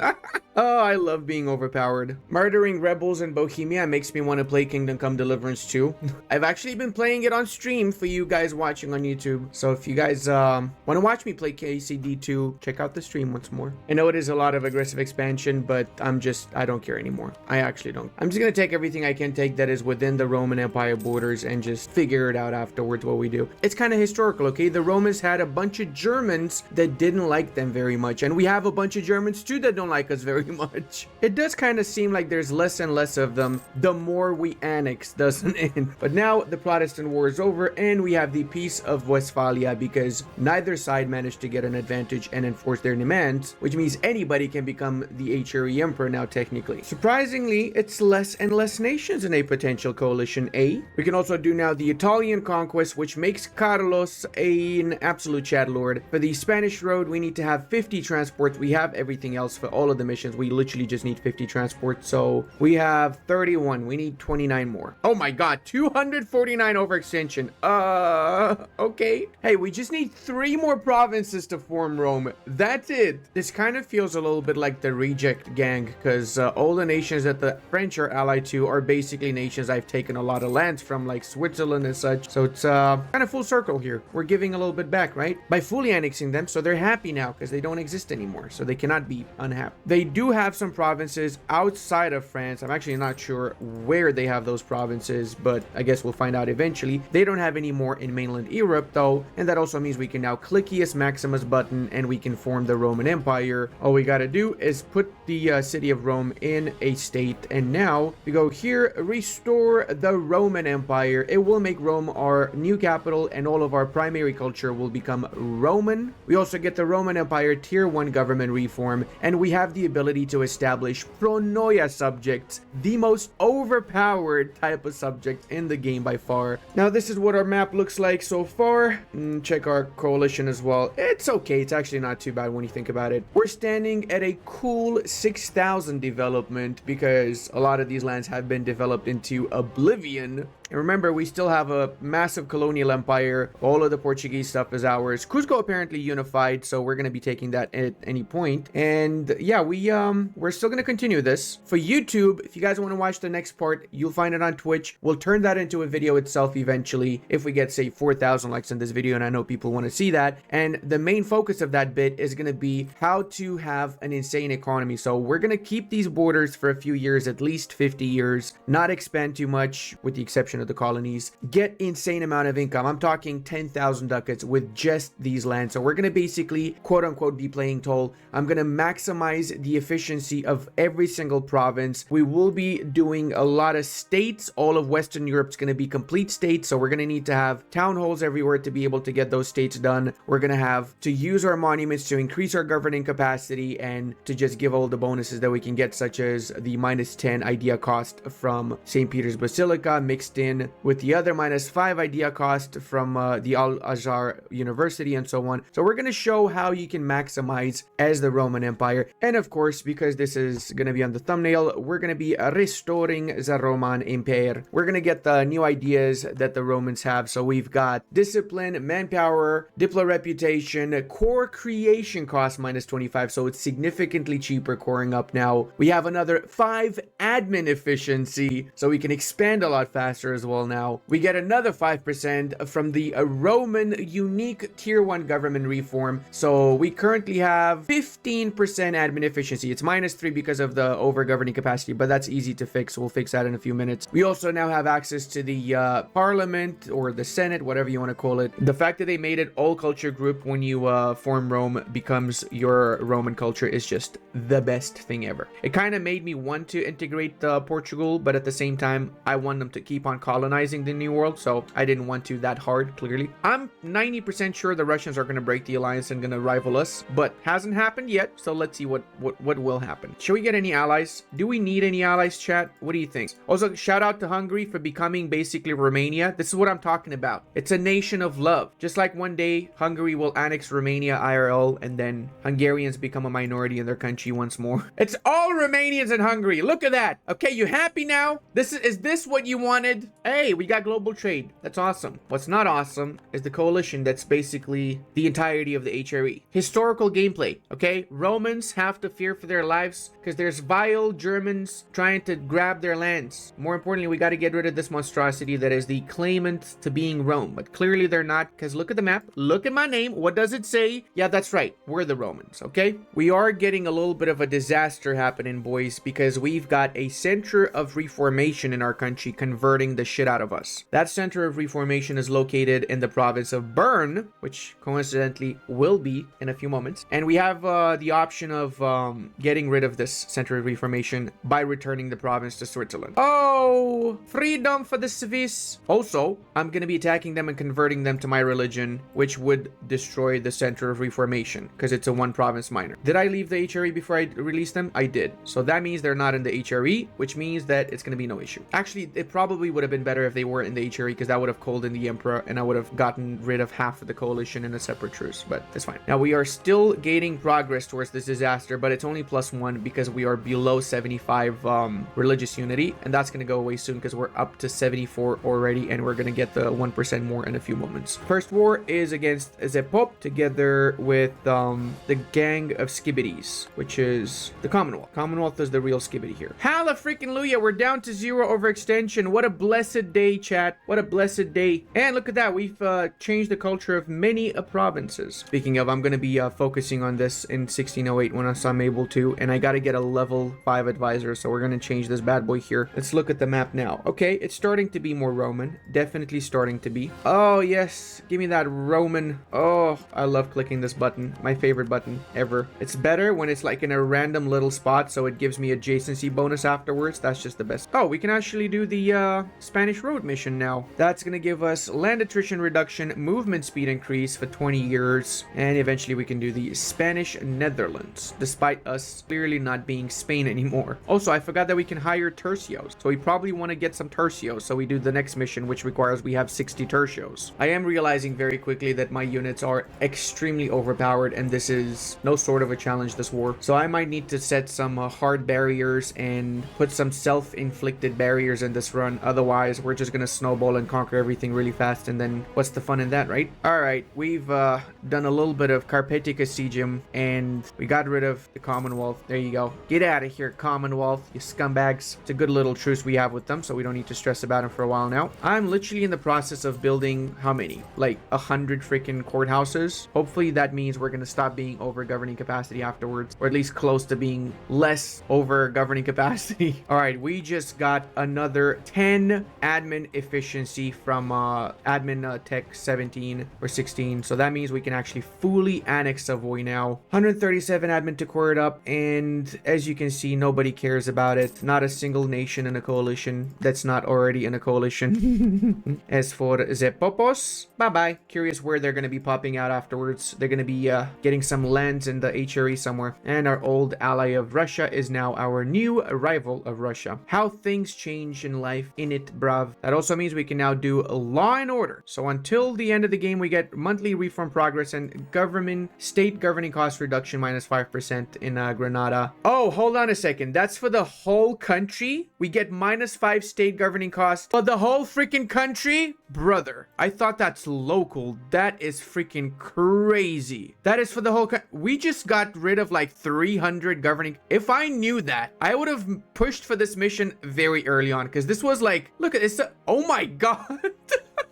Well, now we know, guys. Now we know. I was literally struggling with governing capacity this whole freaking time, and I had the answer right underneath my fingertips. Well, lesson learned. Let's go ahead and make the English lands full integral parts now of our society. This is automatically a full state, as this is integrated lands from our previous English personal union. Long live the new imperator, Francisco I de Trastamara. Chad by day, 16-year-old by night. So he probably needs to change his diapers once in a while. We do need to make sure we lower the autonomy in these newly created states, however, because once you integrate a subject, PU, or vassal, it will have 60 autonomy in all of its provinces. You got to lower that. It has been going down from 60. It's apparently 16 now since we've integrated them, but it's still not 0, and we want it to be 0. So we're giving it a little bit of a nudge. In essence, I know this is one of those age-old questions, but what do you make a full state? What do you not make into a full state? All of your supercontinent you should, by the end of the campaign, have as a full state. So in our case, all of Western Europe that will be under our control will be full states. And then aside from that, the rest trade companies, with a couple of exceptions, but in general, just trade company everything. You'll be fine. Very easy to understand baseline for what to state, what not to state. Oh, we have the unique Roman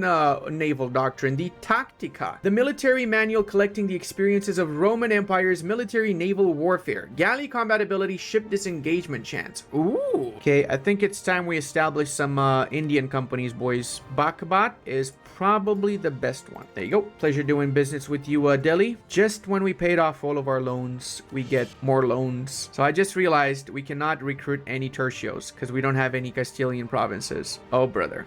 Guess we have to convert one of our provinces to Castilian to convert the tercios, to recruit the tercios again. All right, we're making the sacrifice, converting one province. So this is going to be the main tercio recruitment station. It's going to be recruiting tercios around the clock, okay? Every single man, woman, and dog in this province is going to become a tercio in my empire. All right, so we're going to be attacking the Russians because I don't want them to join the coalition. If I don't attack them, they likely will be joining the coalition, and that is no bueno for anyone, especially not for me. We don't have any units by the border with them, so that's a little bit of an issue, but we're gonna be marching our units towards the border with them right now. Kind of wish I had a Conquest CB on them to attack and actually take lands at least take the Caucasus. But this way, I'm just gonna go for a white peace, just 5 years truce, and then in 5 years we can actually attack with the Conquest CB. The war goal now is taking the capital of Moscow, though, so we will have to make our way there. It's actually not that bad, though. It's 2-3 fortifications before we can actually start sieging Moscow. Oh, and I love the fact that the Roman culture, because we changed the culture in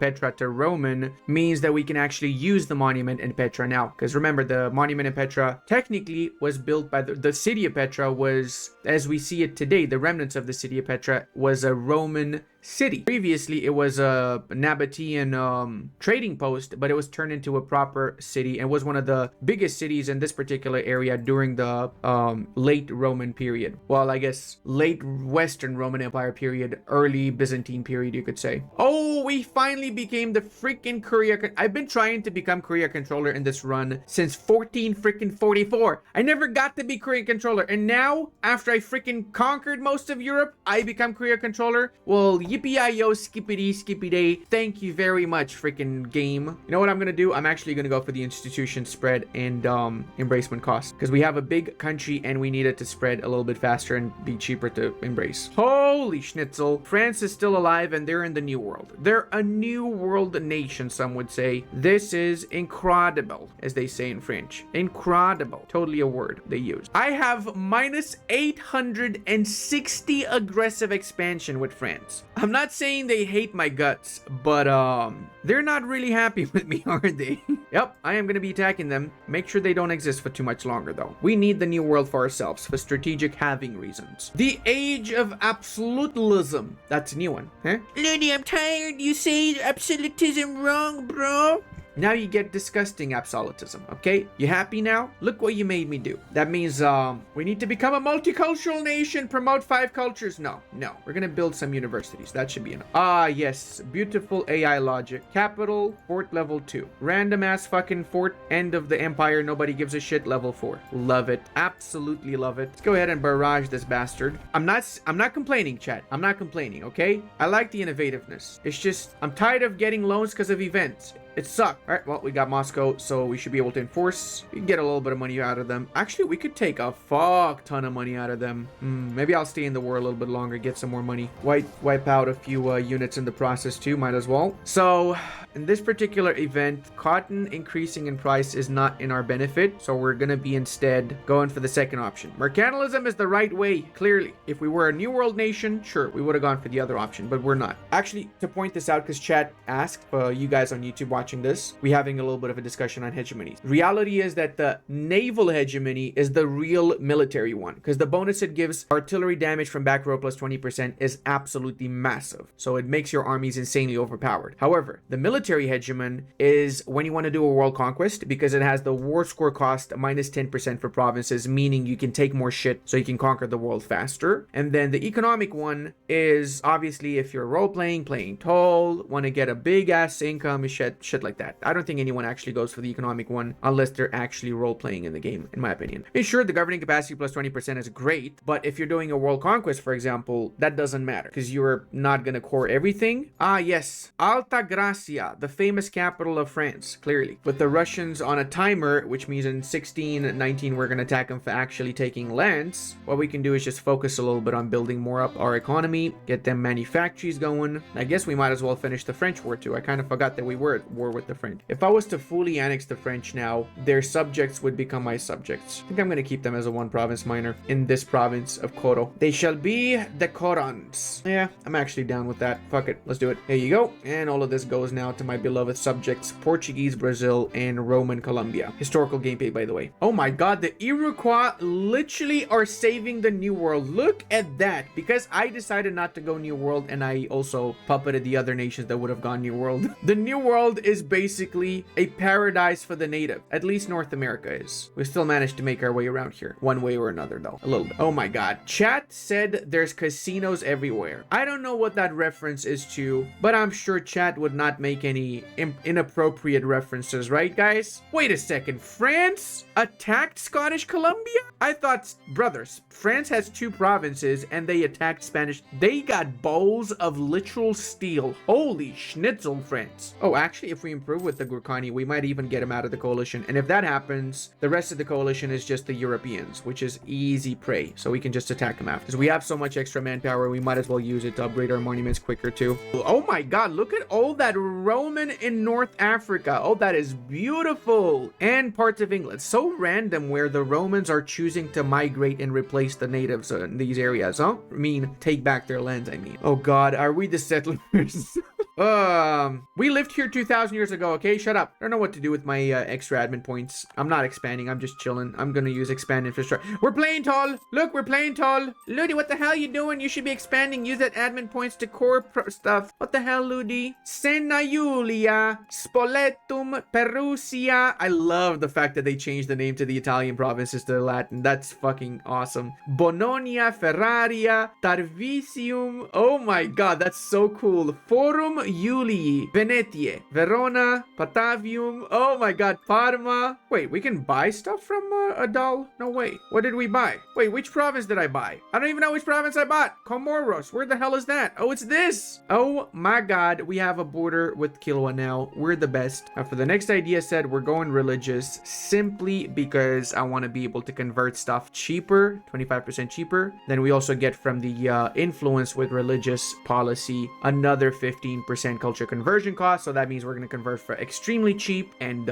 we also get the Devilswold CB on everybody basically. That's not Catholic. Oh no, the Russians are attacking. Crusade against Japan. You sons of... Japan's winning! No, they're not. That's actually their lands. They're losing. No! I gotta help Japan. When the truce is over, we shall get rid of this menace in Russia. France is somehow still surviving. They lost against the Scots. They managed to get this province and this province now. What is happening here? Why is France still alive, man? And they still have their crown colony in Antilles. What is going on here? Far too long have the Russians looked funny at us. It is time we take back what's rightfully ours. To war! And now we've got like 1,000 Urukai going, ooh, ooh, ooh. You know I'm so watching The Lord of the Rings after the stream, guys. I actually don't know how many times I watched The Lord of the Rings in my lifetime, but it's probably more than 20 times, at least. All right, we got 5% admin efficiency, which means we can probably take more than this from the Russians in this war. Yeah, I'd wager we can probably take a little bit more. Okay, so I just realized that Oirats have been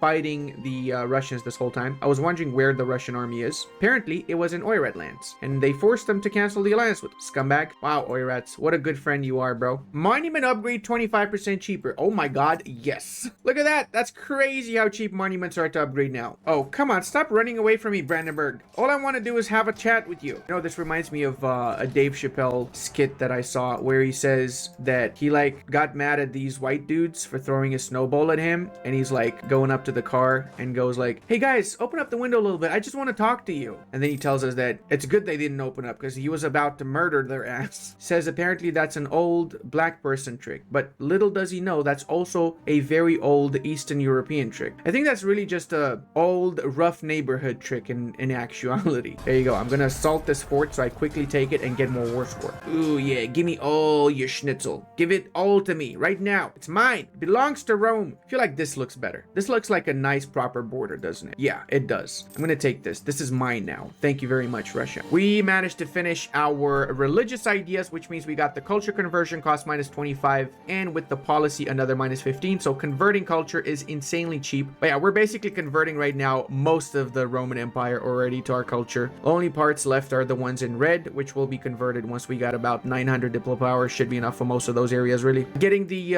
last idea means we also have the Holy War CB, so we're going to be attacking the Gurkhani now, and we're going to be enforcing our deal, which is going to be just historical borders, obviously, not too... We're only going to take a little bit, clearly, the Iraqi parts, perhaps, in this particular war, so that we have a connection here, perhaps. Yeah, that works for me. Look at that. This is perfection. This is the Iraqi basin in the first war. We divide Gurkhani in half, and then the next war we can take more. We probably could take even more, because we still have 20 more absolutism that we can get, which means we would get even more admin efficiency from that 20 absolutism. Chat, how much would that be? You do the calculations. I want to test you, see if you know math. Holy mother, what is this army composition, Gurkhani? They've got double the amount of artillery than they have infantry, and what is this, man? What is this? Oh wait, we're at war with Adal as well? Oh my lord. Oh, that means we probably want to get some more units from Europe sent over here. And I probably should have co-belligerated Adal. I didn't realize that I'm at war with them too. We're going to strategically target all of their forts so we finish this war quickly. I don't want to be in this for too long. I got places to be and HREs to dismantle. Dude, how many times are we getting this event? We're at 64. I guess I'll take it because I do need the innovativeness. But that's just horrible, okay? Oh my lord, we wiped out the entire Scottish army, didn't we? Do they have any more troops? No, they do have another 31,000 stack. Where?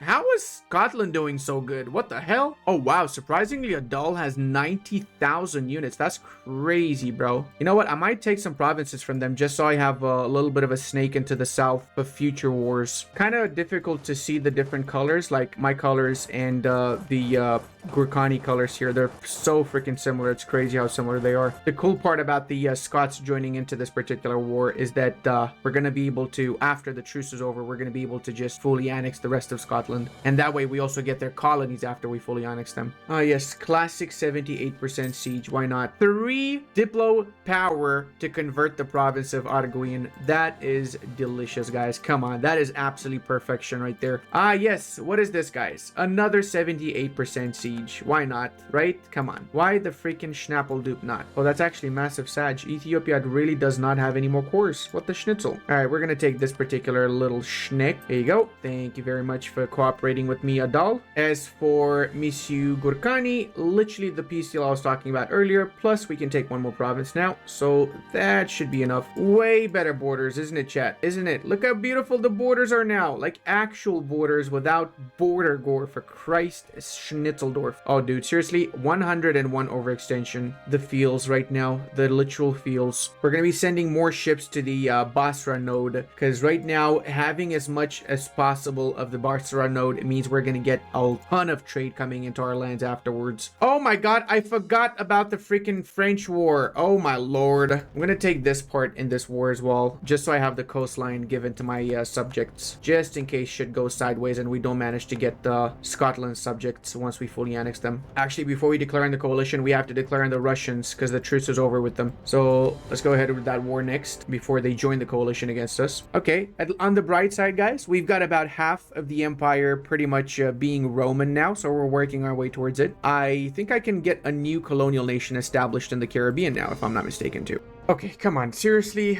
92% before the fourth. Come on, really now? Like, why? Why you do this to me, game? You might also be wondering, is that Soviet Russia? No, in fact, it's Russia occupied by the Roman Empire. But you just reminded me that I need to record my Russia campaign. I forgot to do the last part for that campaign, actually. We do have a little bit of war score. Problem is that Russia is massive, and I'm not in the mood to fight this for 1,000,000 trillion years. We can take quite a big chunk even with 48% war score, and that's exactly what I'm gonna do. Basically gonna try and sneak my way around the Kazakh lands in essence. There you go. That looks like a fairly decent deal to me. Maybe take a little bit of money. 0.1. We're getting 0.1 ducats, guys. Obviously, if we stayed in the war longer, we could 100% take a lot more, but I got bigger fish to fry. I'm not really interested in the Russian parts for now. Plus, I don't want my name placement to be too ugly. It's already kind of ugly. Damn it. We screwed up, guys. We screwed up. Everybody come back. All right, let's bring all of our armies back because we got some African wars we need to do for some trade companies to establish afterwards. In case you're wondering, our admin efficiency is right now 46%. A big thanks to our 55 absolutism. We will be canceling all the other privileges. We'll just keep the primacy of the nobility, a religious state, and land of commerce alongside the 100 governing capacity privileges. And to make up for that and to be able to get 100 absolutism, we will be triggering the court and country disaster, which will afterwards, after we finish the disaster, give us 20 plus max absolutism. Ludi, it's called absolutism, bro.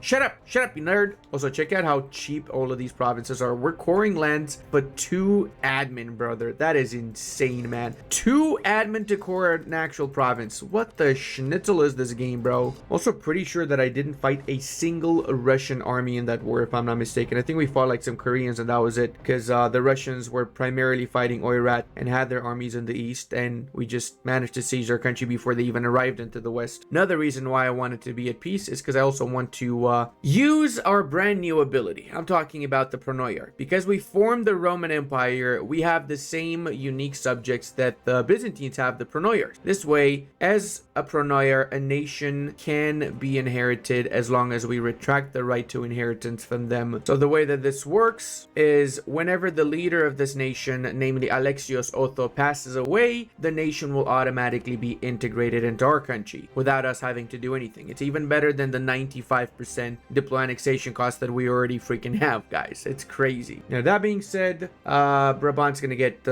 normally annexed. It takes literally less than a year. It takes 10 months to annex Brabant. Oh, my schnitzel, boys. I love this game. I absolutely love the Deus Vult CB, man. It's just the best thing ever. We really should have gone for religious ideas earlier. I didn't think about it too much, but yeah, we probably should have gone for that. I just wanted to show off the whole diplo annexation meta in the previous part of the campaign. But instead of quality, we should have definitely gone religious. Well, no, not really, because it did help us to integrate all of our subjects significantly faster than it. Now, we did stabilize the Roman Empire significantly, and I think the last part is where we're going to basically just conquer the entire planet, because we can do it very easily now, especially after we got all that extra absolutism. I also want to show you guys the cultural map mode. We're so close to getting way more of the provinces already converted to Roman. No, I'm not going to make the Kalmyks a march. Thank you very much. I'm going to declare war and wipe them out. I mean, what the hell? What the hell, brother? Where's my war with the Kalmyks? I need a war. God damn it, we just lost land now. But yeah, check out the Roman map mode, boys. Look at this absolute beauty. And look how cheap it is to convert. We're already pretty much converting almost everything to Roman. So like in 4 years, it's almost everything going to be Roman. We're basically converting the more expensive provinces for 10, 11, 12 diplo points. It is crazy, bro. Look at this. This is actually freaking insane. Like, actually insane. Well, obviously going to convert the provinces that are not accepted cultures first. Well, boys, I am a man of my word. It's been literally 100 years, and we have not expanded at all. Only thing we took is just the rest of Ireland, which is obvious, so we had to take it for having nice borders. But aside from that, as you can see, there's been pretty much no expansion. That's kind of good for us because the ability to play toll has absolutely insanely increased our economy. Right now, all of our provinces are Roman, with the exception of these 2 here, which are in the process of becoming Roman. I was just busy building the projects, so I didn't have the ability to change it to Roman because I forgot to use my money to finish the projects faster. The religious map mode, of course, everything is Catholic that we own. Also, us and our Portuguese subjects with their subjects have control over all of South America, most of Central America, and parts of North America. We still have the Scottish that maintain the northern parts of Mexico, so that's going to be easy to take because we can just ask our colony to do the fighting for us. We don't need to do it ourselves. We've tried to basically build the courthouses and the workshops, counting houses, etc. in every single province, and it's getting there. The reality is I just kind of got bored because what's the point of doing that since we already are making 2,000 total income and I haven't even made full states out of everything. It's not because I don't have the governing capacity to do it, because I do have the I actually have almost 900 governing capacity left. We are also a hegemon right now, the economic hegemon for that matter. It's more of a sort of why bother sort of situation since I am already so powerful. Now, if we go over to the timeline and we start speeding this bad boy up, we see quickly our expansion, starting from the little expansion into North Africa, getting that Byzantine all the way at the start of the campaign, which helped us crush the Ottomans, and then just allowed us to expand at the same time, both in France and in the Balkans and in Africa, which made things so much easier in my opinion. That the reason I haven't during this whole period, of course, made the Portuguese a integral part of the Roman Empire is because they're basically colonizing the schnatzel out of the New World for us. And for that matter, the Scottish have done most of the heavy lifting in our side of the New World, because we haven't actually had any colonists. We've just been stealing colonies from the Scots this whole freaking time.